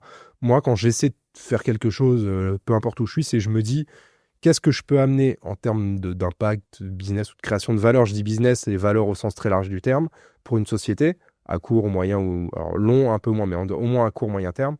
Sans oublier en fait d'amener cette composante de créativité, mais c'est la créativité, pas que le design et la créativité visuelle, c'est la créativité au sens large des process, des setups utilisés, des outils, des formats, de la manière de faire des choses, du coût, etc. Donc je vois beaucoup mon métier comme ça. Ça, c'est vraiment un point très important pour moi. Est-ce que tu as un exemple par exemple avec donc aujourd'hui tu travailles chez Trustly, donc FinTech. Ouais, c'est ça. Je bosse à la fois chez Trustly, qui est une boîte suédoise, un groupe suédois qui a été monté il y a 15 ans, qui fait des technologies de paiement. D'où ton attachement à Spotify. Ouais, c'était un peu par hasard. L'école suédoise qui est présente. Ouais, mais du coup, c'est un écosystème que j'apprends à découvrir et que je trouve très intéressant. Je connaissais pas du tout le monde des technologies de paiement. Et c'est un monde fou, en fait. C'est un monde vraiment à la fois complexe et en révolution plus ou moins permanente, avec des nouveautés, tu as l'impression un peu tout le temps. Et en ce moment, il y a beaucoup de mouvements hyper intéressants. Puis drivé surtout par tout le succès de Revolut, qui crée une espèce d'appel d'air assez dingo, en tout cas en Europe et même ailleurs, quoi. Et puis à côté, je bosse pour Bouygues Immobilier depuis un peu moins de 2 ans sur leur verticale B2B, en fait, de commercialisation de programmes. Et là, j'ai découvert une autre chose hyper intéressante, c'est le rôle structurant de l'immobilier en France. Alors, on le connaît, mais en lien avec la fiscalité. On a un pays très fiscal. Et c'est hyper intéressant parce qu'au-delà du business et du marketing, il y a quelque chose de culturel, en fait. Et ça, c'est des choses que moi, j'avais vues un peu de loin. Donc, tu vois, quand j'arrive chez des clients, j'aime bien aller dans des secteurs. Tu vois, c'est que des secteurs là que j'ai découvert, entre guillemets, par hasard. Je ne suis pas allé chercher, qui m'intéressaient. Et en fait, en discutant un quart d'heure avec les gens concernés, je me suis dit, putain, c'est vachement intéressant, j'ai envie de creuser, de comprendre ce qu'il y a derrière et d'aller dans ce côté un peu culturel des choses. Mais ça pourrait être demain, j'aime, tu vois, faire de la food, parce que le comportement d'achat d'un aliment, je trouve que ça dit aussi des choses sur la manière de vivre, etc. Donc, en tout cas, voilà. Et donc, pour ces clients-là, j'essaie d'être là-dedans. Alors après, on ne peut pas l'être H24 tous les jours. Il y a des fois, c'est très compliqué, mais c'est une ambition, c'est personnel, quoi. Et c'est un bon point ce que tu dis, c'est-à-dire que moi je suis assez convaincu que finalement un bon CMO, c'est pas. Parce que souvent il y a. Ah oui, moi j'ai fait de la banque assurance depuis 15 ans, donc je suis hyper expert de ces sujets. Et j'ai l'impression que c'est pas ça qui fait la valeur d'un bon CMO. C'est-à-dire que tu peux découvrir des nouveaux sujets, et en fait c'est sa capacité à les embrasser, et surtout ce qui fait la valeur, bah, c'est ce que tu disais, c'est un peu les skills, le fait d'être curieux, d'être avenant, d'être hyper connecté à la communauté tech, marketing, etc. De comprendre le besoin, de se positionner à la place du client. Et ça, finalement, ça, c'est ce mindset-là, bah, après, tu peux le dupliquer, peu importe le secteur d'activité, quoi. Ouais, c'est clair. Bah, c'est des fondations qui sont de toute façon intemporelles et qui seront toujours là dans 15 ans et dans 30 ans, quoi. Il n'y a pas de doute. La seule difficulté, ça, t'as raison là-dessus et je suis hyper aligné. Le seul point, c'est que tu es quand même toujours meilleur quand tu connais le secteur, forcément. Par contre, il ne faut pas que le fait d'être expert du secteur soit une forme de flemme de faire ce que tu viens de dire. Tu vois, et c'est, je pense, peut-être le défaut qu'on peut avoir quand on est trop longtemps dans un secteur, c'est qu'on a des réflexes. Le réflexe, c'est le pire truc en marketing. Enfin, c'est Vraiment. surtout le côté, t'arrives souvent, moi je trouve, avec ces profils-là, souvent ils te disent ah non, ça marchera pas. Ouais, c'est ça, c'est ce que j'appelle les réflexes. C'est les réflexes. Par principe, ils évacuent, quoi. Parce que tu as un biais de succès et un biais d'échec. C'est-à-dire, tu as connu 10 succès et donc tu te dis ça marche, et tu as connu 10 échecs, tu te dis ça marche. Et c'est vrai que moi, les clients avec qui je travaille, généralement, ils sont en recherche d'autres choses. Par contre, la difficulté, c'est qu'il faut que tu sois pertinent sur ton secteur parce que dans le fond, au final, quand tu te mets à parler de fiscalité, t'as pas le droit de dire de conneries. Non. Quand tu te mets à parler de technologie de paiement, c'est très technique. Il y a 15 intermédiaires entre deux paiements. T'as pas le droit de dire trop de conneries. Donc, après, les experts sont hyper bienveillants là-dessus. C'est-à-dire, en fait, quand tu arrives dans une boîte, mais même en salarié, personne va te reprocher. À part ça si te rend vraiment... top, quoi. Voilà, il faut que tu Oui, crées, bah, c'est évidemment. normal que tu aies 3 mois, tu vois, voilà. Donc, il faut se mettre dans une posture d'humilité. Par contre, il faut se mettre dans une posture de rapidité. C'est-à-dire de se dire, il faut travailler. Donc, moi, généralement, quand j'arrive, je dis souvent, filez-moi des decks, des machins, des trucs à lire, des notes, des je sais pas quoi. Je suis arrivé chez Trustly, un des commerciaux avec qui je travaille, je lui ai dit, je suis pas un expert. Il m'a envoyé limite des énormes docs comme ça de la Banque de France sur des fonctions, tu vois, des trucs que j'ai lus, pas forcément de 500 pages en profondeur, mais au moins en diagonale pour comprendre un peu les enjeux, etc., quoi. Et ça, c'est aussi un truc, je pense, qu'on a peut-être moins fait à une époque dans nos métiers. C'est de s'exiger d'aller vers la connaissance métier-terrain. Et tu vois, c'est ce que font très bien certaines boîtes. Je pense à Penny Lane, tu vois, leur CMO qui maintenant passe, je pense, une bonne partie de son temps à être dans les cabinets, tu vois, de comptables pour être au contact de la réalité de ce qu'est être un comptable. Et j'en sais rien si je le connais pas à titre très personnel, mais je sais pas si c'est un univers qu'ils connaissaient avant ou pas, tu vois, à titre personnel. Mais c'est important aujourd'hui de comprendre cette réalité-là parce que là où ils sont bons, et peut-être où leurs concurrents ont arrêté de le faire à un moment, c'est d'être dans cette proximité-là. Et c'est ce qui fait qu'aujourd'hui, c'est la boîte que c'est, quoi. Et c'est un peu aussi pour ça que les agences fonctionnent. C'est-à-dire que quand tu vas faire appel à une agence, tu sais très bien que imaginons tu fais appel à un consultant SEO. Le consultant SEO, il n'est pas expert de ta verticale. Par contre, il est expert de son domaine et il va arriver avec toute la richesse d'expérience qu'il a vu, le secteur tourisme, le secteur banque, etc. Donc ça va nourrir effectivement en interne. Et moi, j'aime bien la métaphore avec les politiques. Souvent, on dit les politiques, ils passent d'un ministère à l'autre, et ils sont experts de rien, mais en fait, moi, je pense que c'est pas négatif. C'est-à-dire que ce qu'on demande, par exemple, je prends l'exemple du ministère de l'Éducation, souvent les meilleurs ministres de l'Éducation qu'on a eus sont pas des gens qui viennent du sérail. Par contre, ce sont des très bons politiciens qui savent manœuvrer une administration de plusieurs centaines de personnes, enfin de plusieurs centaines de milliers de personnes, et à l'inverse, les très experts qui ont pris la tête du ministère de l'Éducation, ils sont arrivés finalement avec tout leur background, avec tous leurs a priori, etc. Et eux, ils n'ont pas réussi finalement à manœuvrer la grosse machine que c'est. Donc, c'est très unpopular opinion comme oui, truc, mais je suis assez d'accord. C'est qu'en fait, je pense qu'en fait, quand tu es expert d'un métier, tu as tes biais à toi, tu as tes opinions. Et alors, je connais moins cet univers politique, mais je me dis, tu arrives dans un endroit où en fait, je sais pas, un ministère, j'imagine, c'est comme un petit pays, quoi. Tu as tous les opinions qui se représentent sur ce que doit être l'éducation nationale en France en 2025. Ton métier à toi, c'est à la fois de faire des choix, mais en même temps d'essayer d'embarquer tout le monde. Quand tu as, je sais pas combien ils sont aujourd'hui à l'éducation nationale, des centaines de milliers de gens, bah évidemment, il faut que tu embarques tout le monde, quoi. Donc c'est compliqué. Et donc, je crois que la posture de moindre expert est peut-être plus facile finalement, parce que tu es peut-être plus ouvert à des opinions différentes, tu essaies de trouver des compromis. De faire tes preuves Et rapidement. tu es entouré d'experts. Voilà, Et en ça. fait, tu vois, je vois le poste de CMO potentiellement sur ce sujet-là, en tout cas un peu comme ça. C'est-à-dire que on sera jamais des vrais experts métiers des secteurs dans lesquels on bosse quand on est dans des boîtes, en tout cas j'entends. Je serai jamais l'expert des techs de paiement, peut-être si j'y bosse 20 ans, et encore. Parce qu'il y aura toujours quelqu'un avec plus de connaissances produits, plus de technicité, plus de connaissances légales, réglementaires, etc. Nous, notre fonction à nous, notre rôle, elle est ailleurs. Elle est dans le fait de faire des jonctions, de créer des liens entre les idées et puis d'amener cette créativité. C'est-à-dire, en fait, de se dire à un moment donné, il faut sortir aussi du rationnel et amener d'un peu d'irrationnel, et que ce soit par un format, par un ton, par une manière de faire. Et c'est ça le rôle du marketing aujourd'hui, c'est de jeter ce truc-là. Et je pense que quand tu connais trop un sujet, tu t'interdis de faire ça. Tu vois, ayant bossé dans la musique, ayant vu beaucoup comment on crée de la musique et comment on la fait, il y a eu un moment où j'ai perdu, tu vois, ce truc d'un peu d'émerveillement. Mais c'est normal, et j'ai entendu pas mal de réalisateurs ou de gens qui bossent dans le cinéma un peu parler de ça. C'est compliqué, même pour les acteurs, je crois, de faire son métier, parce que quand tu fais ça depuis 10, 15, 20 ans, bah, t'as plus l'émerveillement que tu avais à un moment donné. Donc il faut arriver. Et dans nos métiers, même si on bosse dans des secteurs très hard, B2B, hyper machin, je pense que c'est très important d'essayer de garder ce petit volet-là, quoi. Je mets en avant le deuxième défi. Alors, tu C'est as mis très mal écrit. singularité, moi j'ai réussi à décrypter. Illisible. Voilà, alors qu'est-ce que ça veut dire singularité? C'est un vocable que tu mets beaucoup en avant, effectivement tu as des écrits là-dessus. Donc, Ouais, alors, bon, alors, très modestement, c'est vrai que quand j'ai relancé une activité, je cherchais à tourner autour d'un petit concept qui véhicule un peu la manière dont je vois mon métier, quoi. Donc je me suis arrêté sur ce mot-là parce que je trouvais qu'il embrassait pas mal les choses. Pour moi, la singularité, si je dois le définir hyper simplement, c'est juste le truc qu'on peut pas copier, en fait. C'est juste ça. Et c'est, en fait, l'ambition maximum de nos métiers dans une boîte. C'est-à-dire un truc inatteignable, finalement, comme la singularité en physique. Enfin, voilà, c'est presque ça, quelque part. Alors, je ne sais pas si c'est inatteignable. Peut-être un jour, l'humanité en sera là et donc on ne sera plus là pour le voir. Mais néanmoins... Google, ils ont un département singularité. Hein. Ah oui? Ouais, ils bossent là-dessus. Bon, bah, ouais, ça m'étonne pas.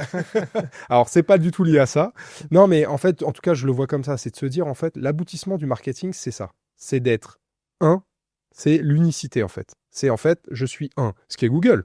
Alors bon, OpenAI essaye d'être le new Google. Il devrait se renommer New Google. Hein. Comme ça, on validerait. Bah oui, mais il faut que ça. Ça fait depuis ça. En fait, depuis le début, ils font que ça. C'est juste qu'ils ont commencé avec un produit différent, mais finalement, ils font que ça. Ils ont commencé dans le search aussi. Hein. Tout à fait. C'était du search aiguisé. Donc en fait, la singularité, pour moi, c'est ça. Mais c'est très compliqué parce qu'en fait, ça dépend de tellement de choses. Ça dépend notamment d'un truc qui est incontrôlable, qui est le momentum. C'est-à-dire qu'en fait, Google est devenu Google par le momentum. Peut-être 3 ans après ou 3 ans avant, ça n'aurait pas pu exister. Et pareil pour toutes les boîtes en fait qui inventent quelque chose et qui trouvent un espace. Voilà. Et donc la singularité, pour moi, c'est vraiment ça. Et c'est le marketing doit y contribuer dans tout ce qu'on connaît des fondations, hein, par le positionnement, par le messaging, la manière de répondre à quelque chose, le ton, le souffle qu'on y met, parfois même des formats. Il y a des formats qui sont des formats de boîte, que ce soit des formats marketing ou des formats, peu importe, ou même jusque dans les produits. Il y a des produits, c'est associé à une société, en fait, tu vois, et ça, on va jusque-là, quoi, ou des pricing qui sont associés à une société. Donc, tu vois, c'est l'aboutissement ultime de ce qu'est le marketing, donc par définition, quelque chose d'inatteignable, mais c'est de se dire, en fait, comment, dans ce que je fais, c'est, en fait, un concurrent ne peut pas copier ça demain, tu vois. C'est ce que vous essayez de faire chez Eskimos, c'est d'arriver à trouver votre espace qui ne soit pas copiable par une autre agence qui ferait du marketing digital, de l'acquisition, du SEO, peu importe. Tu crées ton propre marché, finalement, et... Ouais, ce qui est intéressant, espace, ouais. c'est que c'est...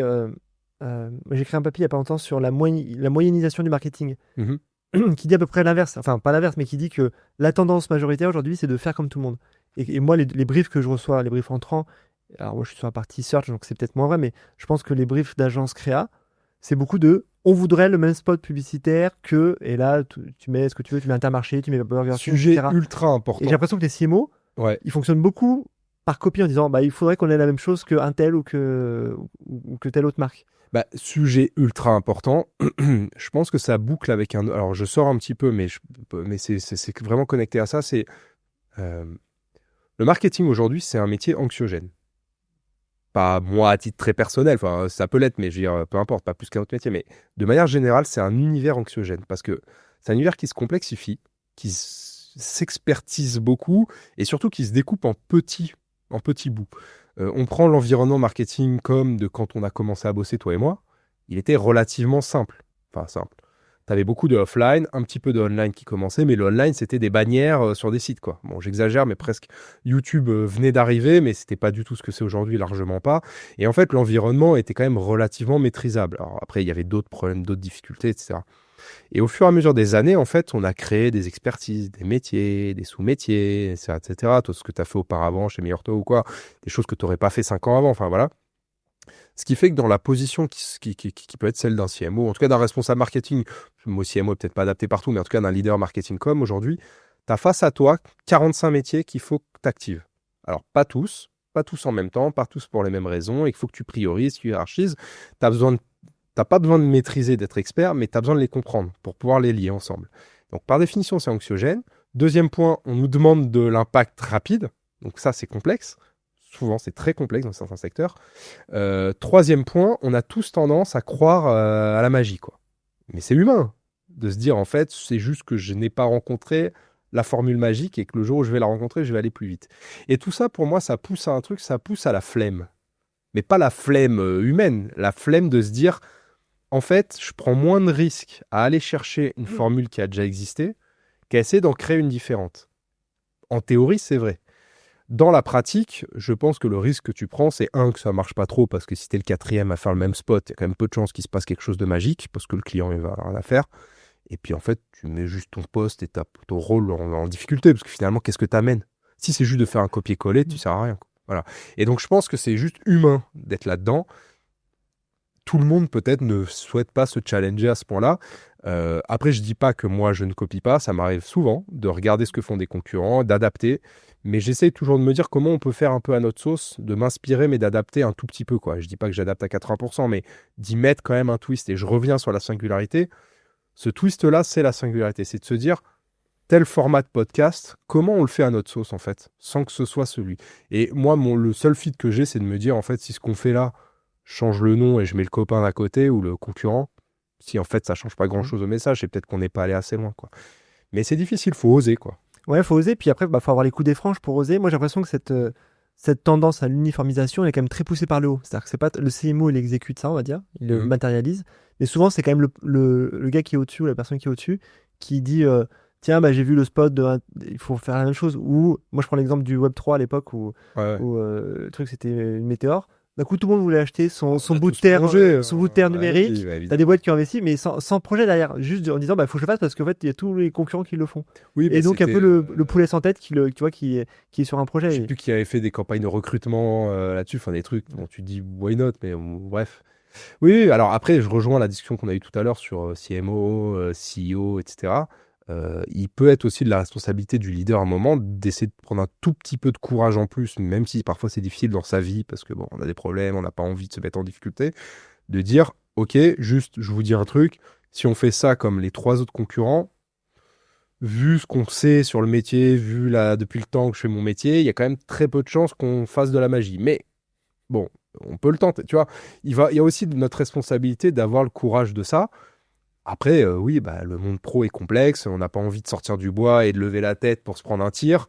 Donc parfois, on reste dans le rang, on dit OK chef, et puis on fait le truc du mieux qu'on peut, et puis on voit que ça marche un peu, mais pas trop. Et parfois, le un peu, malheureusement, suffit.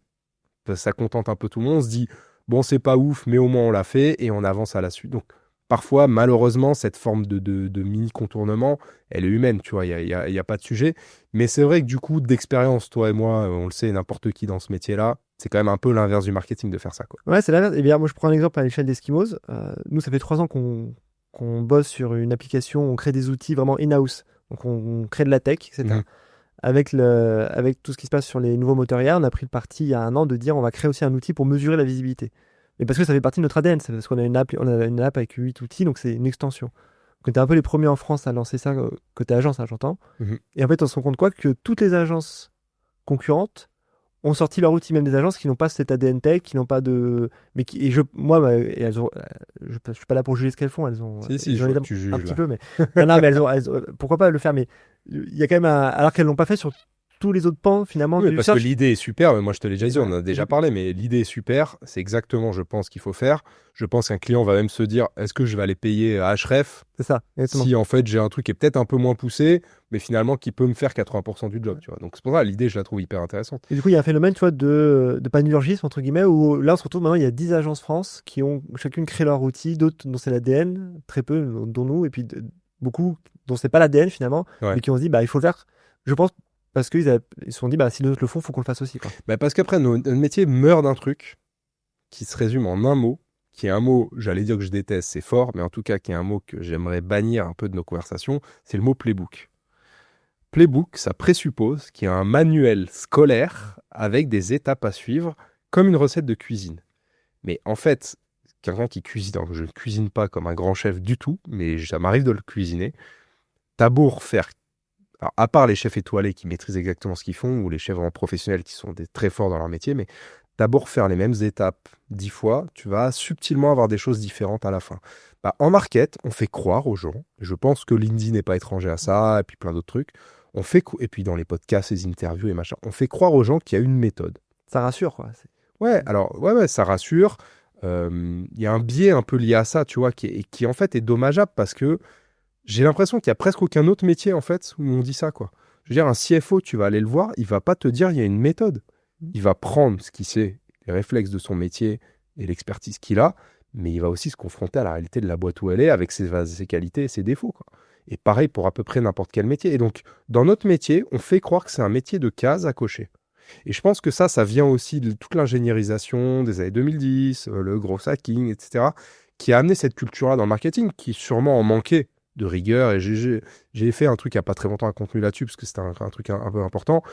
Ça nous a fait du bien d'avoir ce truc-là. Mais aujourd'hui, on est peut-être tombé dans l'extrême inverse, où de se dire, bah c'est comme du product, en fait. Ouais, ouais, Je fais 1, 2, 3. Alors que quelqu'un qui se frotte à du product au quotidien, sait très bien que même le produit, même la tech, des fois, c'est irrationnel, le truc saute, ça marche pas, ça marche plus, il faut changer, il faut optimiser, parce que, en fait, c'est pas si rationnel que ça.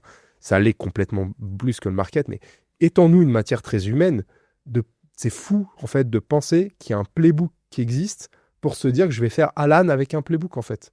Mais t'as tout dit, hein, c'est le momentum. Effectivement, moi, je suis assez partisan, c'est-à-dire que moi, j'ai un attrait assez fort pour la donnée, mais je suis très convaincu que ça explique pas tout, qu'il y a toujours une part un peu d'irrationnel et qu'il y a une part d'intuition que des fois, bah, c'est pas un discours dominant, mais faut aussi laisser place finalement à des intuitions, des aspirations que tu as. Et aujourd'hui, j'ai l'impression que tu as beaucoup de CMO qui sont orientés data parce qu'on leur a dit bah, c'est la donnée qui doit présider toutes les prises de décision, ou alors qui sont devenus des gestionnaires de solutions. Tu vois, c'est-à-dire que eux, ils cochent, bah, comme tu dis, toutes les cases. Donc, ok, j'ai ma solution CRM, j'ai ma CDP, j'ai mon outil d'automatisation, etc. Mais est-ce qu'il y a un lien entre elles? Pas forcément. Est-ce que ça raconte une histoire? Est-ce que ça crée un dispositif performant et cohérent? Bah, c'est pas trop le sujet. C'est de dire, bah voilà, je coche bien toutes les cases et j'ai rempli mon bulletin, voilà, pour passer à l'étape suivante. Donc, ça manque un peu de lien. Et peut-être le troisième, si on continue, donc tu as mis. Effectivement, tu as profité d'une ruse, tu as sommé les choses. Donc, quick wins plus architecture. C'est ça. Ouais, bah parce qu'en fait, ça, c'est un peu. Alors, je rapproche ça aussi du métier de part-time, et ça peut être le cas pour un salarié. Je pense que ça change pas grand-chose. Et c'est ce que je disais tout à l'heure, en fait. Ça, c'est un point important pour moi, c'est de bosser à la fois dans le présent et dans le demain, quoi. Le quick win, en fait, quand j'arrive, moi, chez un client, mon obsession, c'est de me dire, il faut que dans 3 mois, il y ait des aiguilles qui aient bougé. Pas pour bouger, mais il faut que il y a probablement des endroits où il y a un gap de valeur qui peut être pas si complexe que ça à apporter. Ça peut aller de l'organisationnel, du stack, de la stack marketing, jusqu'à, j'en sais rien, le design ou le copywriting, tu vois. Et ça, c'est souvent des espaces qui sont intéressants parce qu'en fait, tu peux mettre une impulsion pas trop complexe qui peut en fait montrer que le marketing peut amener quelque chose au schmilblick, tu vois. Donc ça, c'est un truc très important. Et en même temps, il est très important de tout de suite être dans l'architecture, de se dire, OK, mon système marketing, qu'est-ce que c'est? Comment il fonctionne? Qu'est-ce qui manque? Qu'est-ce qui marche pas? Comme si, en fait, je regardais une voiture, un moteur de voiture, qui, en fait, c'est plein de petites pièces. Il y en a certaines qui sont cassées, je le vois, et je vais essayer de les réparer tout de suite. Je suis très mauvais en automobile, mais donc je vais pas me lancer dans l'image. Moi, j'ai pas le permis, donc faut pas te juger, tu vois. Mais en tout cas, voilà. Et aussi, je vais considérer un peu le moteur et tout ce que ça englobe au global pour avoir une voiture qui roule et qui fait les performances que je veux avoir et qui a de la durabilité. Et en fait, tu vois, le métier, pour moi, il faut que ce soit ça. Et surtout, le mot de la durabilité, en fait, il est très important. Je pense que le market, c'est une fonction très importante de durabilité d'une boîte. J'aime pas du tout les mots fonction support et tout parce que je trouve que c'est quelqu'un qui comprend pas le métier. À chaque fois qu'on me dit ça, ça me hérisse les poils parce qu'en fait, ça correspond qu'à une toute petite partie de ce qui est notre métier. Pour moi, c'est quand ta boîte, elle est en bonne santé, c'est qu'il y a des fonctions qui l'ont rendue durable. Et il n'y a pas que le marketing, hein, évidemment. Un peu toutes les fonctions contribuent à ça. Et si tu n'es pas dans cette posture-là en tant que responsable marketing, tu vas pas assez loin. Et du coup, je pense que tu te coupes d'une valeur créée potentielle que ton CEO voit pas. Et du coup, il va se dire, bon, ben en fait, si c'est juste des gens qui agitent TikTok et puis qui distribuent des flyers, je vais prendre des gens qui coûtent moins cher, qui font que de l'opérationnel. Donc en fait, je rejoins ce qu'on disait tout à l'heure. On se met un peu nous-mêmes en difficulté. Après, on se plaint de pas avoir assez de budget. Bah ouais, mais en fait, si on n'arrive pas à prouver ce truc-là, donc voilà. Donc mon exigence et mon challenge à moi, la numéro 3, c'est celui-là, c'est travailler dans ces deux dimensions-là en permanence. Moi, il y a quelque chose que je me pose comme question souvent, c'est de dire, tu es une boîte, est-ce que l'objectif c'est d'être bon sur tous les canaux? Par exemple, tu es directeur marketing, tu dois être bon, visible sur tous les canaux, ou est-ce qu'il faut faire des choix très durs en disant, bah, je sais pas, sur les réseaux sociaux, on n'y va pas parce que c'est pas notre truc. Par contre, il y a un canal sur lequel on est très bon et on va essayer d'être encore meilleur là-dessus. C'est quoi l'approche finalement qui génère le meilleur retour sur investissement ou en tout cas qui a le plus d'impact? Pour moi, c'est de faire des choix, mais ça dépend qui t'es. Je pense que Coca, ils doivent être partout parce que c'est Coca, tu vois, ou Apple, ou j'en sais rien, ou les énormes boîtes, les mastodontes mondiaux. Alors après, bon, ils ont des échelles de nombre de gens qui est tellement large qu'en fait, le marketing, ça veut rien dire. C'est en fait plein de réalités différentes. Mais bon, bref. Sinon, dans le commun des mortels que nous sommes, à savoir des boîtes de genre taille normale, j'allais dire de genre normaux, mais de taille normale, il faut faire des choix, en fait. Même des grosses boîtes, tu vois, même des scale-up qui ont des moyens, c'est même pas une histoire de budget. C'est, je pense, une histoire de stratégie, en fait. Je pense que c'est plus efficace dans la tête d'un client si tu es connu pour quelque chose. Parce que, en fait, le top of mind et la connexion de ce que tu es avec ce que tu fais, elle est beaucoup plus évidente. Moi, en tout cas, l'idée que je me fais de certaines grosses boîtes, c'est à travers ça. Je sais pas, je te donne un exemple, je sais que Content Square, par exemple, sont très très forts sur tout ce qui est event physique depuis longtemps. C'est un axe très important qu'ils ont développé. Je connais pas beaucoup de boîtes tech qui font ça, en fait, a fortiori des boîtes françaises ou européennes. Et c'est un axe très fort de différenciation. Et moi, je sais qu'aujourd'hui, c'est un truc qui me marque pour ça. En discutant avec des équipes chez eux, Geoffrey et d'autres, où je sais qu'en fait, ils ont un vrai savoir-faire là-dessus. Je pense pas qu'il y ait 15 boîtes qui soient capables de faire certains des événements qu'ils font aujourd'hui en France ou en Europe. Alors, peut-être en Europe, mais en tout cas en France. Et ça, par exemple, tu vois, c'est, je pense, des choix. Ils pourraient très bien se dire, on fait autrement, on fait autre chose. À l'inverse, il y a des gens qui vont aller peut-être investir un format, un contenu, un canal, voilà. Donc, et puis bon, bah, la deuxième partie de réponse, c'est qu'évidemment, le budget doit te guider là-dessus. Le spray and pray, évidemment, c'est un truc qui marche plus du tout. Donc en social media, il faut choisir une seule plateforme. En contenu, c'est quand même plus efficace de faire ses choix, etc., etc. Alors après, il y a pour moi un minimum marketing vital, tu vois. C'est assez facile de cumuler 3-4 canaux et de les faire marcher ensemble aujourd'hui, en vrai, quoi. Après, effectivement, c'est plus facile d'être connu pour un format à un endroit et d'être ultra précis, ultra spécifique. Mais c'est comme le marketing au sens large ou le business. Ce qui marche, c'est de se nicher, en fait. Bah, dans l'activation marketing, finalement, moi, je me rends compte d'un truc, c'est que ça m'arrive de faire pour faire, parce qu'on me dit, tiens, ce serait bien d'être là. Bon, ok, on va aller là. Tu consacres un petit peu d'argent, un petit peu de temps, mais pas trop.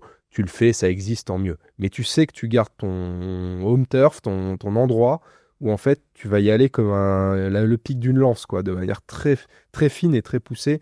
Et c'est là, parce que c'est là que tu crées quelque chose et que l'engagement se crée. Mais il faut que cela soit là où sont tes clients, évidemment. Ouais. C'est Mais c'est là où tu crées ta singularité. C'est-à-dire que moi, je pense que tu prends l'exemple à l'échelle humaine, c'est-à-dire que tu as deux choix. C'est soit tu bosses tes faiblesses, soit tu bosses tes points forts. Je pense que dans une trajectoire professionnelle, il faut mieux bosser ses points forts. Parce que c'est là où tu es différenciant. Et donc, si tu es encore plus fort sur ce point différenciant, bah, tu atteins le top 1, top 1% finalement. Et donc là, tu es incontournable. Et tu vois, je te donne juste pour rebondir là-dessus, il y a un truc super marrant. Ces derniers temps, je vois beaucoup passer en display YouTube là, des pubs de Bass 44. Je sais même pas ce que c'est. Moi, je ne connaissais pas. Je n'arrête pas de voir des pubs de ça, mais vraiment genre une vidéo sur deux. Je les vois nulle part ailleurs, les gars. Alors, sûrement qu'ils ont un dispositif marketing, mais j'ai jamais été exposé à autre chose. Je pense qu'ils ont surinvesti cette partie-là parce qu'ils ont dû dire c'est là où sont cible potentielle, et a fortiori, c'est plutôt bien ciblé, parce que je suis plutôt concerné par ce qu'ils proposent. Une sorte de Lovable, j'ai l'impression, un peu, voilà. Bah, tu vois, typiquement, je me dis, ils ont fait un choix, ces gars-là, je les vois que là, et je les associe à cet endroit-là, et tu vois, ça crée en fait une espèce de mémorisation qui marche bien de ce côté-là, quoi. Et ça, je trouve que c'est des exemples. J'essaie d'être sensible à ça, et au-delà de ce que je fais moi, de me dire, tiens, quelqu'un qui fait de l'affichage dans la rue, quelle place ça a dans son dispositif, tu vois. Ouais, mais moi, je pense qu'une marque a la vocation effectivement à être. C'est-à-dire qu'elle peut dire bah, soit je travaille tous mes canaux, je suis à 50%, j'essaie de faire passer à 60%, soit il y en a un ou deux où je vais vraiment être à 100%. Moi, je pense qu'il vaut mieux faire ça, quoi. C'est-à-dire de dire il y en a un ou deux, je vais être à 100%. Les exemples, c'est Duolingo qui tabasse sur les réseaux sociaux, c'est Lovable que tu as cité, qu'ils ont pris le parti plutôt de la communauté. Et donc aujourd'hui, leur meilleur ambassadeur, bah, c'est des utilisateurs qui Non, mais partagent c'est finalement les dingo, ils projets. sont à une échelle de trucs. Et grâce à ça, bah, ces deux marques, elles rayonnent, tu vois. Alors que moi, je suis Ouais. client ni de l'un ni de l'autre. Bah, je les connais, je vois ce qu'elles font, etc. Et je pense que ça, c'est pareil, c'est le remarketing. Des fois, on n'est pas assez tranchant. Tu vois, on veut jouer toutes les courses. Ouais, on n'est Et pas. on s'épuise, etc. Ouais, t'as raison. Et c'est Dans les compliqué, choix quoi. et dans la boldness, c'est-à-dire le fait d'oser, en fait, être ce qu'on est. Ce qui marche chez Lovable, je suis là sur LinkedIn leur, je sais pas quel est son poste, mais leur VP grosse. Ouais, c'est ça, ouais. Enfin, tu Ouais, je vois qui c'est, ouais. tu vois qui c'est. Ouais. Elle est très visible, etc. Dans la manière de dire les choses et de raconter, il y a vraiment zéro filtre. C'est nature. Et en fait, c'est ce qui marche.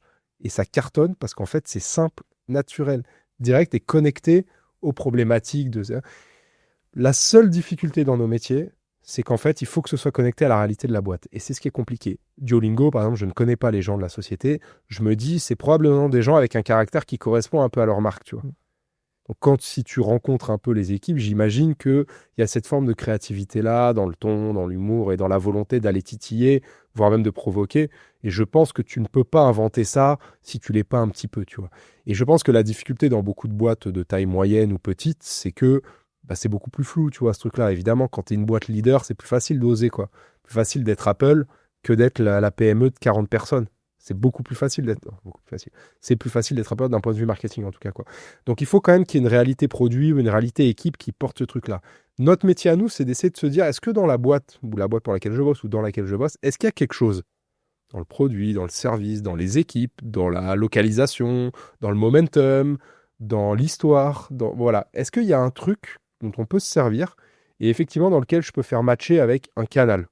Et bah c'est sûr que Lovable qui fait ça d'un point de vue communauté, c'est probablement qu'en fait il y a des gens qui croient beaucoup à ce truc-là parce qu'ils viennent de métiers qui fonctionnent comme ça depuis toujours. Enfin, les communautés dans le dev, on connaît ça depuis 30 ans, quoi. Mais c'est important ce que tu dis d'identifier sa force. Tu vois, nous, chez Eskimos, on a une fibre qui est assez communicante. Hein. C'est Andrea qui a toujours été très visible, très dans le partage. Et puis, je pense que c'est un ADN qui existe aujourd'hui, que moi, j'essaie Oui, qu'il a de transmis. prolonger. Ouais. Et aujourd'hui, on a fait le constat que c'est notre force. C'est une des forces, mais c'est vraiment comme ça qu'on l'identifie. Donc, on pousse au maximum sur le curseur. Et c'est ce qui permet d'être singulier, finalement, par rapport à d'autres.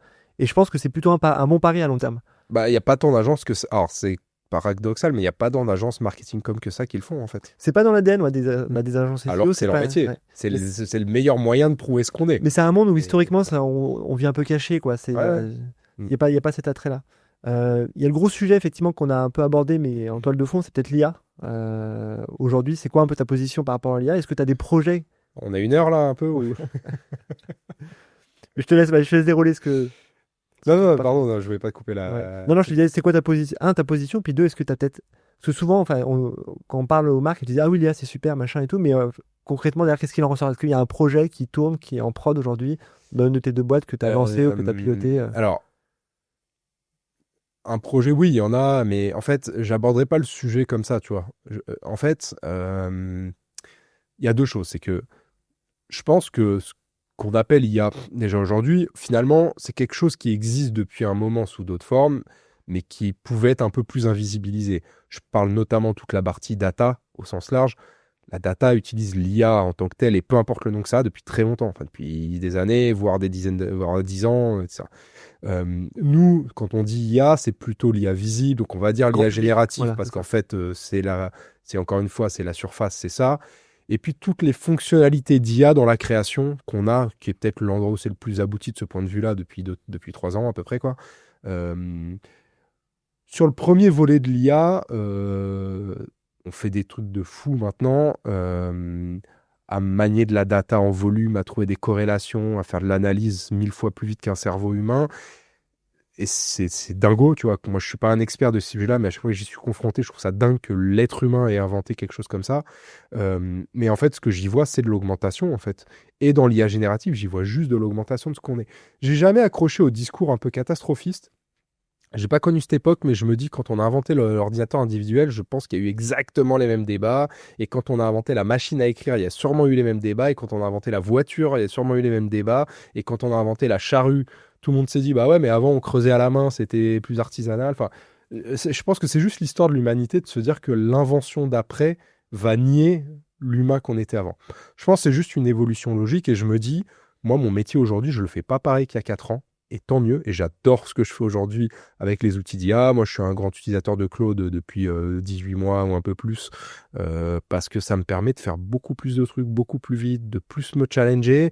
Voilà. Après, il faut en prendre et en laisser. C'est pas une vérité, mais c'est comme quand on a inventé Internet, en fait. J'imagine que quand Wikipédia est arrivé, alors j'avais 16, 10, la première fois que j'ai touché à peine 11, 12, 13 ans, je me souviens plus, mais je pense qu'il y avait aussi un peu ce débat-là de dire, en fait, Wikipédia, bah, c'est bon, ça y est, on a inventé la vérité. Bah non, en fait. Voilà. Et donc, je pense on a eu ce momentum-là avec l'IA générative ces dernières années de dire, OK, bon, bah c'est bon, en fait. On a inventé l'outil ultime. Bah non, ça reste en fait un outil avec ce qu'il faut de prise de recul, de distanciation. Et voilà. Et je trouve que le point positif dont on parle pas assez de ces outils d'IA générative, pour parler de ça encore, pour nous, en tout cas dans nos métiers, c'est la nécessaire remise en question. Ça te pousse à te remettre en question sur ton métier, à te dire, est-ce que je vais assez loin? Est-ce que je maîtrise? Est-ce que moi j'ai paramétré des projets sur lesquels je travaille sur Claude où j'ai demandé en fait à l'IA de me challenger, mais de manière rationnelle et logique, pas de manière débile, pour anticiper des questions qu'on me poserait quand je propose une idée. Tiens, j'ai telle idée, qu'est-ce que t'en penses? Est-ce qu'on pourrait le poser comme ça, comme ça, comme ça? De travailler là-dessus en aller-retour avec l'IA et que l'IA me dise, ok, mais je vais te challenger un peu. Est-ce que tu as pensé à ça, ça et ça? Et je me dis, ah non, j'ai pas pensé. Il y a des chances qu'un client ou je sais pas quoi, un collègue me pose cette question-là. Faut peut-être que j'ai, tu vois. Ça, pardon, mais en fait, je vois pas dans quel monde c'est un problème. Donc ça, c'est un premier truc. Deuxièmement, c'est ludique. Je pense qu'on n'en parle pas assez, mais moi, je trouve ça très ludique. Alors, faut peut-être aimer, j'en sais rien, bricoler, écrire, créer, machin. Je trouve ça ludique et je trouve que ça transforme le travail en quelque chose d'assez marrant à faire. Et puis, c'est juste dingo pour tout ce qui est métier créatif. Genre, je pense pas que ça va faire disparaître les créatifs du tout. Au contraire, c'est-à-dire que ce qu'on voit, c'est que depuis qu'il y a l'IA, il y a de plus en plus de contenus qui sont produits, parce qu'en fait, ça a cassé la barrière à l'entrée. Avant, le contenu était disponible à un pool d'acteurs, d'annonceurs, effectivement, qui avaient des budgets conséquents et les agences qui allaient avec. Là, maintenant, on voit qu'il n'y a plus de barrière à l'entrée, hein, grosso modo. Donc, le volume de contenu a augmenté, et puis maintenant, il faut travailler la qualité, effectivement, qui peut Ouais, être mais tu vois, aléatoire. même là-dessus, je trouve que le débat, il est biaisé parce qu'en fait, à l'époque qu'on avait des Kodak jetables, en fait, on pouvait déjà prendre des photos. Simplement, quand on sont apparus les Canon numériques, Numérique, ouais. bah évidemment, dans les années 2000, c'est la révolution de ouf quand toi, t'es encore avec ton Kodak. Mais ça t'empêche pas de faire des choses avec ton Kodak, tu vois. Donc en fait, le truc, c'est de dire, aujourd'hui, quelqu'un, oui, on fait plus de contenu, plus vite. Bah fine, en fait, juste va rester quoi à la fin? Les bonnes idées. Mm. Et moi, je trouve ça très bien. C'est peut-être un filtre, en fait, à bonnes idées. Et j'entends, et il y a d'autres biais, tu vois, dont on parle pas. J'entendais une interview il y a pas très longtemps d'un acteur qui disait, un acteur français qui disait, peut-être que le biais de l'IA, en fait, finalement, va nous permettre de combler le gap de budget entre les énormes studios internationaux et puis des studios plus mesurés, qui ont peut-être même moyen pour recréer des décors, des figurants, etc., à moindre coût, et qui va peut-être nous permettre de se dire qu'en fait, les différences de budget vont être moindres, potentiellement, et du coup, d'être potentiellement joué dans la même cour. Enfin, pas exactement la même, mais de rapprocher les cours dans lesquelles on joue, tu vois. Donc, il y a des vertus quand même, peut-être positives. Je pense que c'est juste une évolution. Quand Photoshop est apparu, probablement qu'il y a eu exactement les mêmes débats, je me souviens plus, mais je pense qu'il y a eu exactement les mêmes. Moi, je fais confiance à tout le monde pour s'adapter.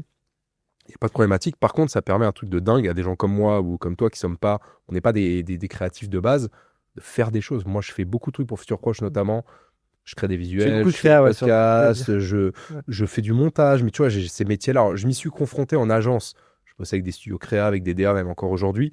C'est pas mon métier, j'ai une sensibilité pour ça, évidemment, j'ai appris.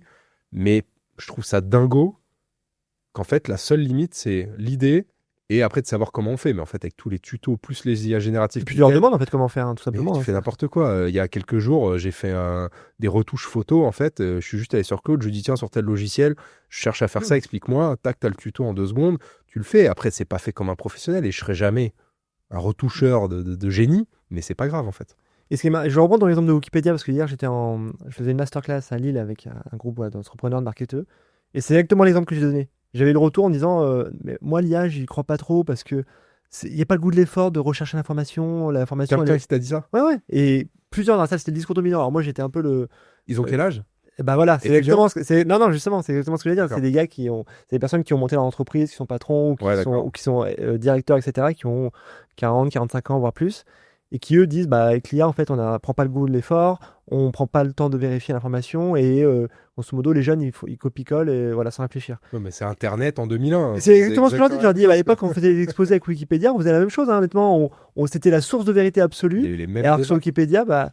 Et je pense que sur l'IA, effectivement, aujourd'hui, il y a un axiome de neutralité. C'est-à-dire qu'on dit, bah, le corpus qui m'est généré, a priori, on n'est pas trop méfiant parce que c'est nouveau. Mais je pense comme sur Google en 2000, quoi. C'est-à-dire qu'on faisait plutôt confiance. Et maintenant, on voit que sur Google, on a créé plein de réflexes d'autocensure ou de contrôle qui fait que tu te dis, ah, maintenant, de l'éducation. Tu sais identifier un contenu qui te paraît un peu bizarre avec la source, etc.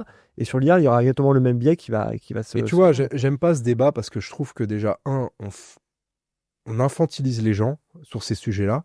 Alors certes, bah ouais, sur la politique, c'est compliqué les deepfakes, tu vois, on voit dans quelle dimension on peut aller, mais je trouve qu'on fait quand même un peu de catastrophisme. Je dis pas que ça arrive pas et je dis pas que ça existe pas, mais bon, pour le moment, la planète tourne et les pays existent, je crois que ça va. Et puis je trouve que deuxièmement, notamment au niveau des plus jeunes, et comme d'habitude en fait, on est un peu dans la remarque de c'est des abrutis et on va jamais arriver à leur faire comprendre que ce qu'ils voient là, c'est pas la vraie vie.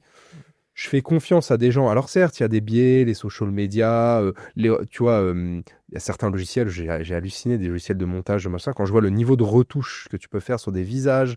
Même moi, j'ai fait des tests moi pour voir, mais c'est dingo en fait ce que tu peux faire en ayant zéro notion de trucs qui te coûtaient 5000 € il y a 10 ans.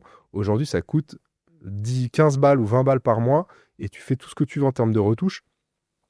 Ça peut poser des problèmes sociétaux, de vision de soi, enfin de dépréciation de soi, etc. Donc on voit tous les problèmes un peu psychologiques, mentaux, etc. sur les social media. Mais ceci mis à part, moi je fais quand même relativement confiance aux gens pour aussi faire la part des choses, comprendre que il y a la vie réelle et il y a la vie online ou pas réelle, enfin peu importe.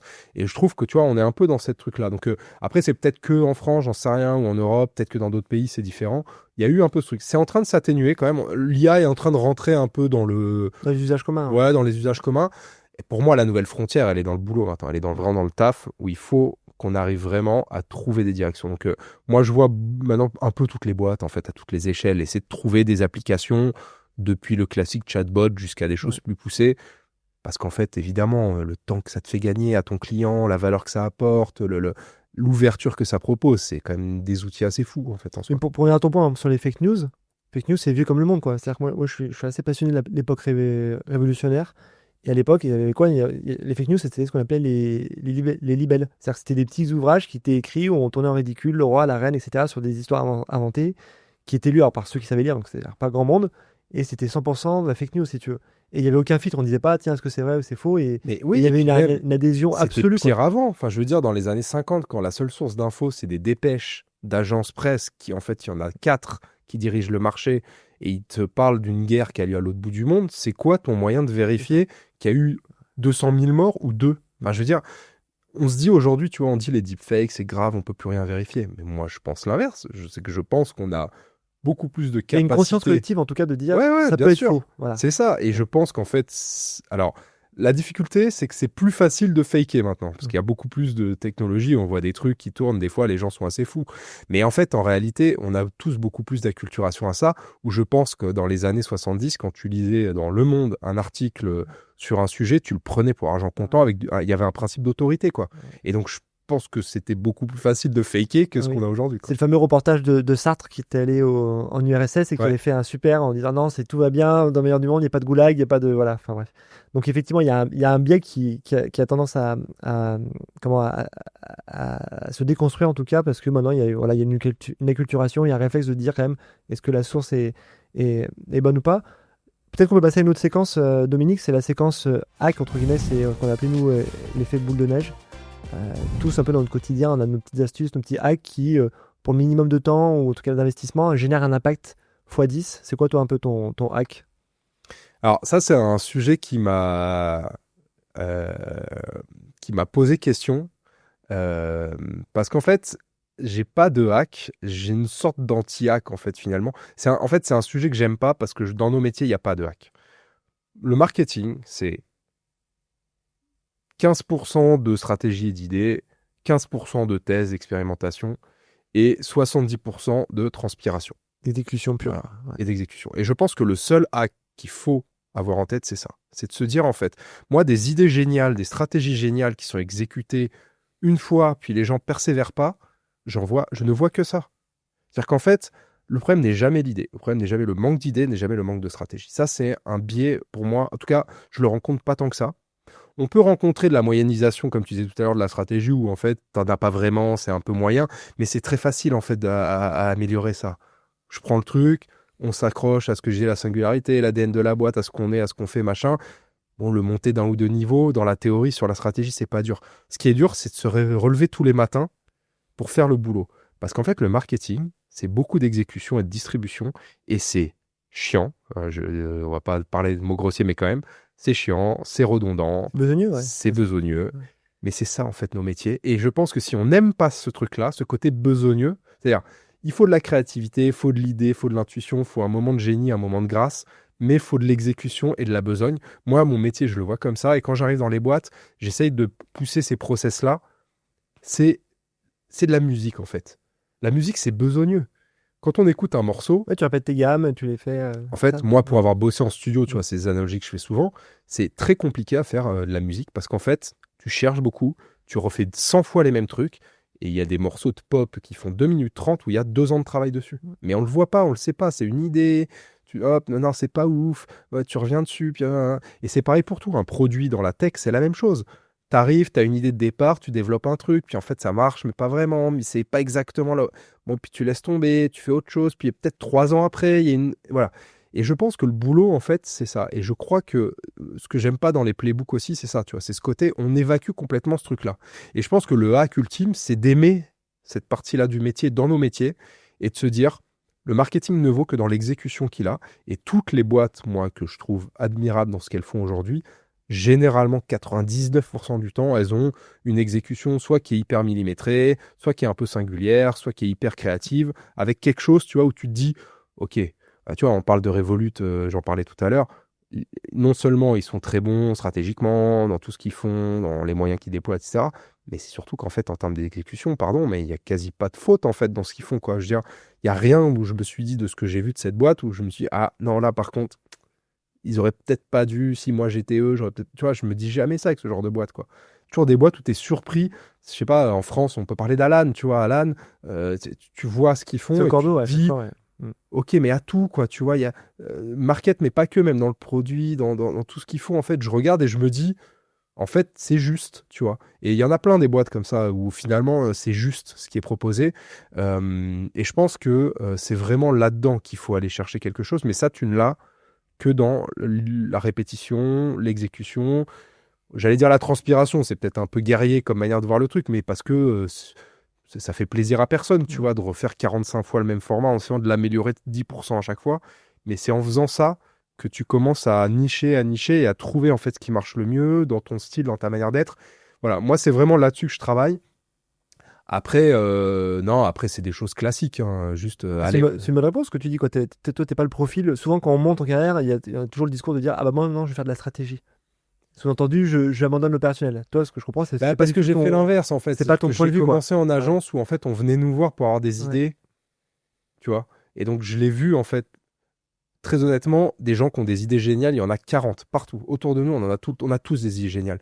Moi, les vrais jambons, c'est les gens, pas les jambons, Ouais, l'aliment, mais les vrais gens qui sont bons dans ce qu'ils font, c'est les gens qui prennent une idée et qui la font exister. En arrivant, j'écoutais une dernière interview d'Andrea là, avec Arthur de Penny Lane, par exemple. Je reparle de Penny Lane, mais non seulement ce qu'ils font, c'est magnifique et c'est dingo, mais c'est surtout qu'en fait, l'exécution, encore une fois, tu vois, c'est une idée, une vision, une intuition sur un marché profond dans lequel il fallait amener quelque chose de différent. le fait de le faire et d'arriver à le faire. Moi, je suis épaté par ça parce que la difficulté à donner vie à une idée, et c'est ça la difficulté du marketing que les gens qui ne font pas du market sous-estiment, c'est de se dire, ce qui est dur, c'est de prendre une idée, de la concrétiser dans un format, dans une activation, dans une pub, dans un event, dans un n'importe quoi, dans une vidéo.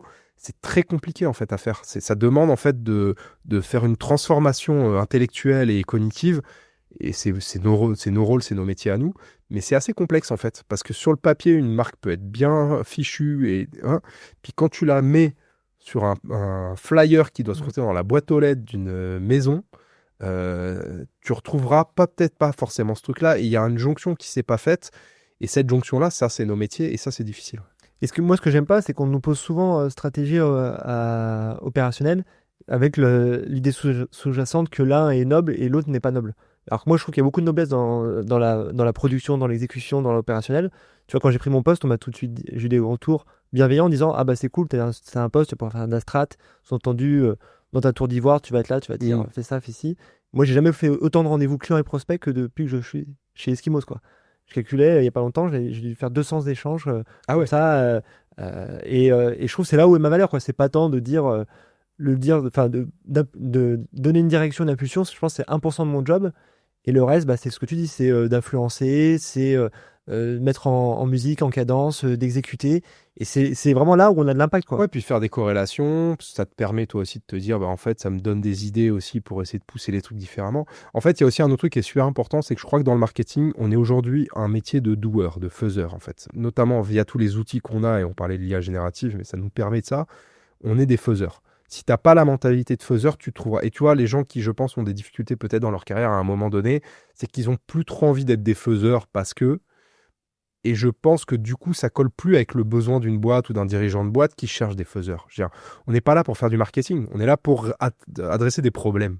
Ça s'appelle marketing, mais en fait, tu vois, je suis arrivé dans un moment où parfois je me dis, vas-y, mais donne-moi des trucs de légal ou de product. Si je peux amener quelque chose, je le ferai. Mais non, mais tu vois, je me dis en fait, c'est ça. Tu vois, le scope est hyper important parce qu'évidemment, il y a une expertise, il y a un savoir-faire, mais finalement, on n'est pas là pour faire du marketing. On est là pour adresser des sujets, adresser des problématiques.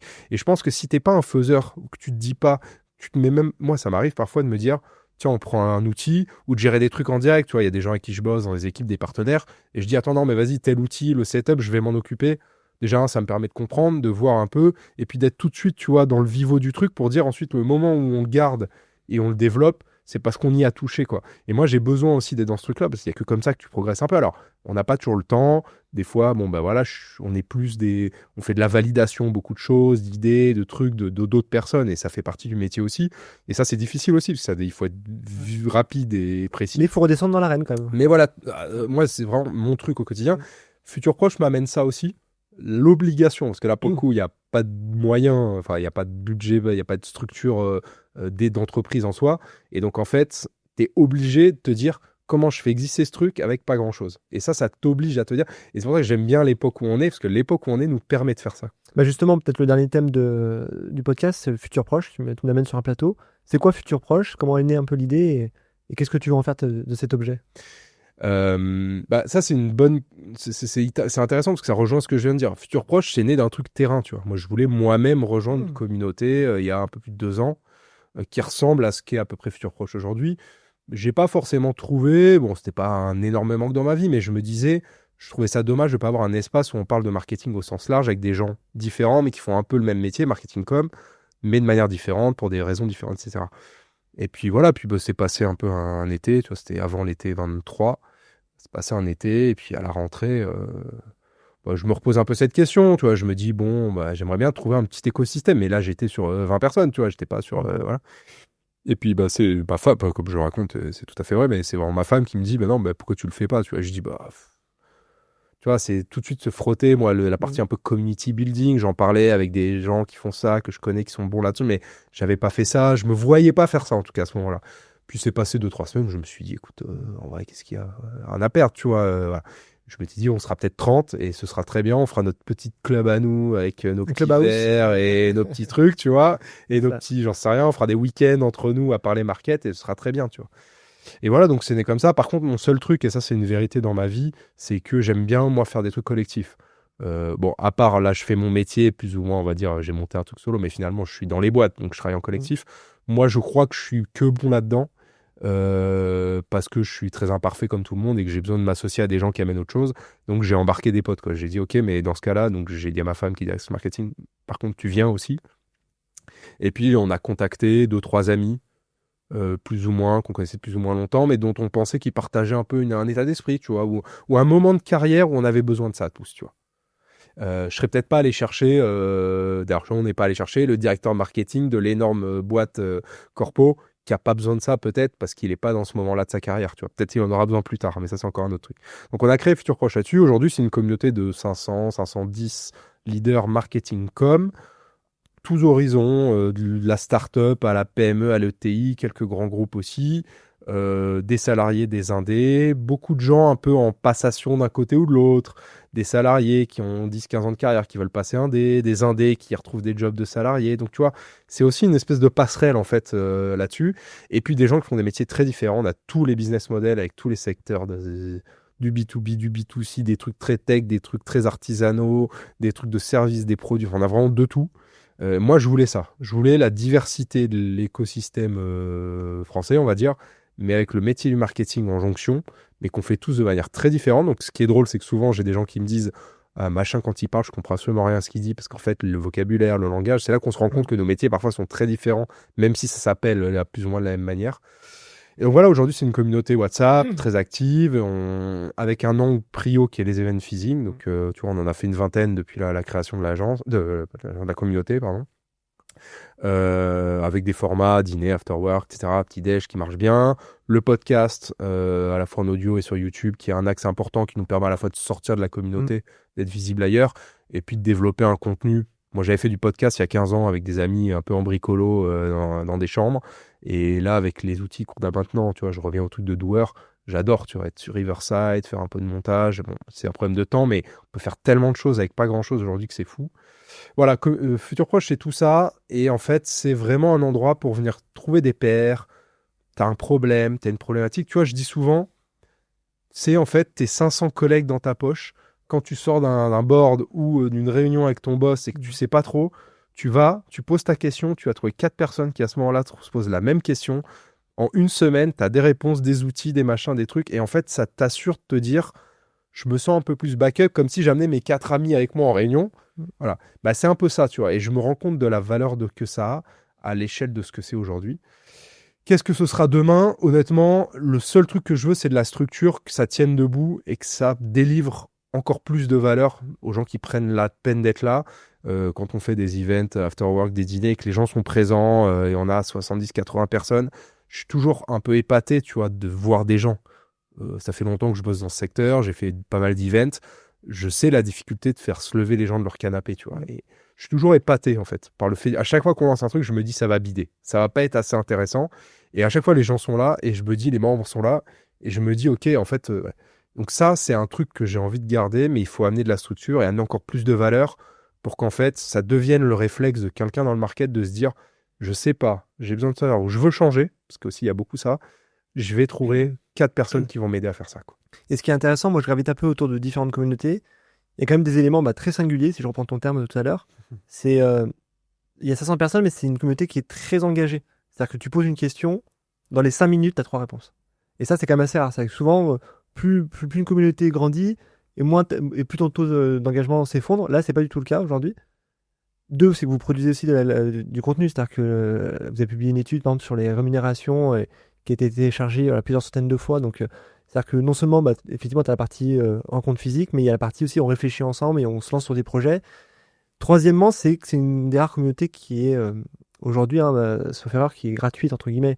Alors peut-être que ça va changer ce modèle, mais tu vois, je te disais hier, j'étais à Lille, la communauté elle était payante, et souvent en région, souvent quand même un système de tu payes ta place et pour pouvoir accéder. Toi, c'est pas du tout le parti pris que tu as choisi.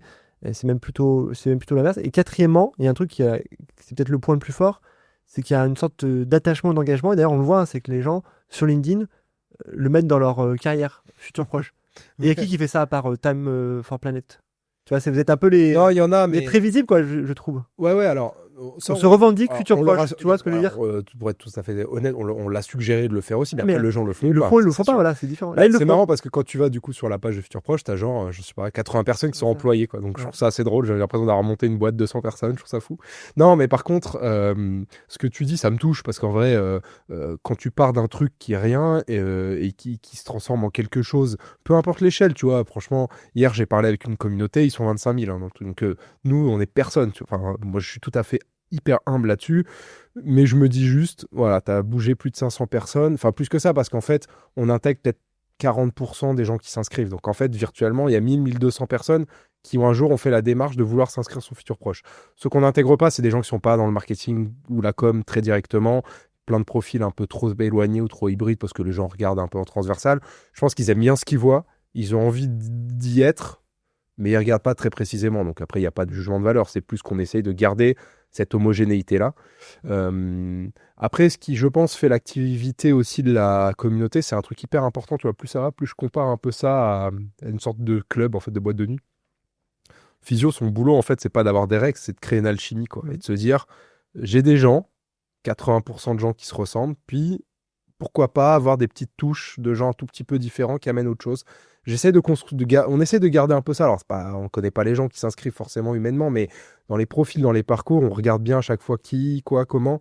On essaye de se dire que comment, voilà. Et donc, le fait d'avoir des gens assez différents, je pense que ça joue là-dessus. Et après, bah, sur le fait que ce soit ce que c'est aujourd'hui en termes de fonctionnement, c'est un truc très con en fait. C'est que c'est pas un boulot pour aucun des membres de l'équipe et c'était très important que ce le soit pas. C'est-à-dire qu'en fait, pour moi, tous les grands projets ont été commencés par largement autre chose que de l'argent en fait, quoi. Je veux dire, je crois pas que qui que ce soit ait monté un énorme projet de boîte ou de je sais pas quoi en voulant se faire du fric. J'y crois zéro. Forcément, il y a ça. Il y a toujours ça. Par contre, il y a quelque chose derrière. Je veux dire, les gens qui ont créé Apple, ils ont une vision. Qu'ensuite ils se disent, je veux que cette vision me rende milliardaire, fine, moi ça me va très bien. Et si je peux être milliardaire grâce à mes futurs proches, je vais pas cracher dessus. Ça n'arrivera pas, mais si c'est un jour ça arrivait, je cracherai pas dessus. Par contre, il est certain qu'en fait, en bout de chaîne, il y a quelque chose. Et je pense que le fait d'être dans le fonctionnement qu'on a aujourd'hui nous a préservé de ça. Moi, je ne voulais pas qu'on lance une communauté en disant, OK, on lance un truc, on demande 10 balles par mois à qui que ce soit, on n'a rien prouvé. Et ça, c'est mon obsession, et c'est peut-être même mon stress très personnel, c'est de me dire, je veux qu'on ait prouvé des choses. Pas à se prouver en temps, c'est plutôt qu'on ait amené de la valeur pour qu'en fait, le fait de financer quelque chose soit pas un financement de client, soit un financement parce que ça t'amène quelque chose. Comme quand tu achètes une paire de chaussures parce que ça te permet de sortir marcher dehors, sinon tu as mal aux pieds. Bon, ben voilà, modestement, c'est un peu ça l'idée. Donc, la première phase de vie ne pouvait pas pour moi être un truc où je vais demander à des inconnus en disant salut Jérémy, veux-tu me donner 100 € par an s'il te plaît pour faire un truc voilà. Mais qui fait ça en fait? Bah, beaucoup de modèles finalement, quoi. Oui, mais je trouve ça fou parce qu'en fait, là-dessus, ouais. alors en tout cas nous, on avait l'humilité de se dire qu'on était personne et qu'on a lancé un truc que personne n'avait demandé et qu'on n'était pas attendu. Peut-être que là maintenant on va rentrer dans une phase un petit peu différente. Moi, le seul truc que je veux, c'est de la pérennité, de la valeur, de la qualité. Et tu vois, par exemple, l'étude rémunération dont tu parlais, ce que j'adore dans ce projet-là, c'est que, l'idée, elle n'est pas de nous. C'est des membres qui sont arrivés avec l'idée, Sarah et Sephora, sont arrivés avec l'idée, elles sont venues nous voir, on a dit, idée géniale, vous avez 1000 fois raison, il faut qu'on le fasse. Je leur ai dit, par contre, en ce moment, c'est un peu compliqué, donc je vous propose de driver le truc. Elles ont rassemblé un petit groupe de 30-40 futuristes sur un channel dédié. Qu'est-ce qu'on met, comment on le conçoit, à quoi ça ressemble, qu'est-ce qu'on veut en dire, etc. Elles ont fait leur truc. Et puis nous, on est arrivé avec l'équipe juste après. Je les ai laissés avancer. J'aurais dit, moi je vous fais confiance, je sais que ça va être bien parce que je les connais, je sais que ça va être de la qualité. Et puis après, on a juste aidé dans la mise en forme, l'analyse, la diffusion, etc. etc. Là, je regardais, je sais plus, on doit être à 600-700 inscrits là, à peu près sur l'étude, ce qui à notre échelle est dingo. Je veux dire, on n'est pas une étude de sondage, quoi. Donc tu vois, typiquement ce projet-là, et puis maintenant voilà, tous les jours, là, j'ai des petites inscriptions des gens, ça vit en organique, voilà. Et ça, la vraie fierté de Futur Proche, pour finir là-dessus, c'est ça pour moi, c'est qu'on est 102% organique. C'est-à-dire qu'en fait, on ne vit que sur la promesse qu'on véhicule et sur la recommandation des membres. Un membre sur deux qui arrive chez nous, il est recommandé par un autre membre. Puis tu as eu. C'est-à-dire que moi, j'étais dans les discussions, enfin, j'ai vu passer, je trouve que tu as réussi à évacuer les sujets qui souvent brouillent le message des communautés. C'est-à-dire que c'est posé la question de dire, bah, on est une communauté, on pourrait se soutenir lorsqu'un membre fait un post LinkedIn, on pourrait tous liker, commenter pour.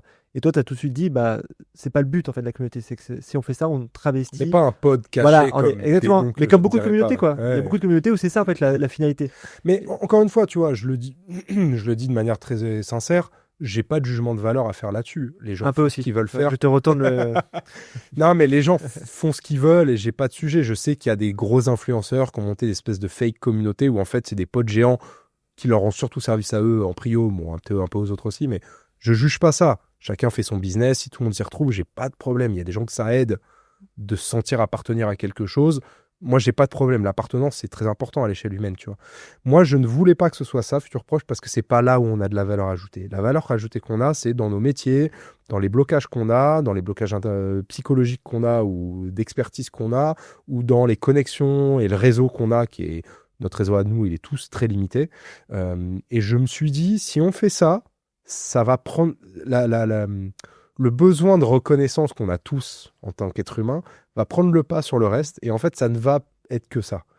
Et donc, entre guillemets, je le refuse à tout le monde en disant non, on ne fait pas ça. Je me le refuse à moi, étant un très gros.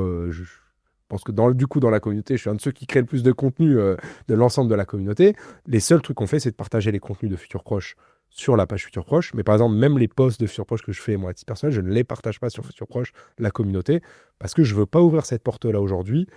Peut-être qu'un jour, on le fera de manière différente, et tant pis, mais ça va devenir un channel poubelle, en fait. Quelle est la valeur de ça ? Je dis toujours aux gens, contactez-vous sur LinkedIn, sur WhatsApp, appelez-vous, connectez-vous, puis après, vous faites des petits groupes de likes et de machin. Moi, il n'y a pas de problème, tu vois. J'ai des petits groupes, on est 8, 10, on se fait ça. Mais on le fait dans le bon sens du terme. C'est, tiens, machin a refait un contenu, je suis content qu'il me file l'info, comme ça je vais le lire. Et comme j'estime ce qu'il fait, j'estime sa vision, j'estime ce qu'il produit, je vais en retrouver quelque chose d'intéressant. Tu vois, c'est pas un truc automatique, dénué de valeur. Et ça, voilà, je pense que c'est un énorme risque. Et il y a, à mon avis, trop de communautés qui font ça et qui, du coup, démonétisent leur valeur. Et même sur la partie commerciale, finalement, aujourd'hui, tu n'as pas de sponsor. Ou quand un futuriste demande une recommandation sur une solution, une agence, eh ben en fait, la solution, c'est pas une personne de l'agence ou un éditeur qui répond, c'est des homologues à lui qui sont dans la prod et qui disent moi j'ai travaillé avec un tel, je te le recommande, il est super, et je trouve ça bien comme approche. Ouais, alors après, tu sais, j'ai eu cette remarque il n'y a pas longtemps de quelqu'un qui m'a un peu dit gentiment qu'on était idiots, tu vois, et en vrai, il a raison. On est idiots de pas mieux utiliser ça, mais en vrai, très humblement, il y a deux trucs. C'est un, je pense qu'on ne sait pas encore bien faire ce truc-là, donc j'essaie de voir comment on le place. C'est-à-dire, je veux que ça rende service à la boîte en question qui deviendrait partenaire, de se dire ok, mais en fait, je veux pas vous vendre du bullshit, que vous me filiez de l'argent, et qu'en fait, tu vois, ça m'ennuierait qu'on dégrade l'image que peut avoir Futur Proche pour une boîte parce qu'on le fait pas bien. Donc le jour où on fait ça, je veux qu'on le fasse et qu'on le place au bon endroit. Mais ça a nécessité d'avoir une première vie où on fait pas ça et on comprend juste ce qu'on fait, ce qu'on fait pas, tu vois. Et puis je veux que ce soit pareil pour les membres, en fait, quoi. Moi, si demain je recommande un truc, c'est parce que j'y crois vraiment. Alors, tu vas me dire, il fait tout le monde qui fait un partenariat dit ça.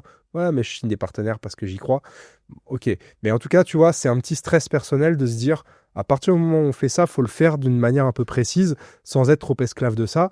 Et par contre, oui, moi, je suis épaté du fait que, je veux dire, aujourd'hui, sur Futur Proche, tu as n'importe quel besoin. Une fois, on a même trouvé un 5 tonnes ou je sais pas quoi, là, un poids lourd pour quelqu'un qui s'était fait planter par son transporteur un samedi pour retransporter un stand de je sais plus où jusqu'à là où c'était stocké à côté de Paris. Et ça a été trouvé en quelques heures, tu vois. Et ça me fait rire parce que c'est connecté à nos métiers, mais finalement, on n'est pas une boîte de transport non plus, tu vois. Et je me dis, demain, sur Futur Proche, on peut trouver à peu près n'importe quoi, en fait, quoi. Ça peut être une belle tagline. Merci Dominique pour tout ce que tu nous as partagé. C'était vraiment hyper intéressant. Et merci à tous. J'espère que l'épisode vous a plu. Merci d'être resté jusqu'au bout. Puis on se dit rendez-vous dans 2 semaines. À bientôt. Merci de nous avoir écoutés jusqu'au bout. J'espère que l'épisode vous a plu. Si vous voulez aller plus loin dans votre stratégie d'acquisition digitale, vous pouvez me contacter directement sur LinkedIn ou aller sur le site eskimos.fr pour parler avec un de nos experts. D'ici là, on se retrouve dans 2 semaines pour un nouvel épisode. À très vite sur la banquise.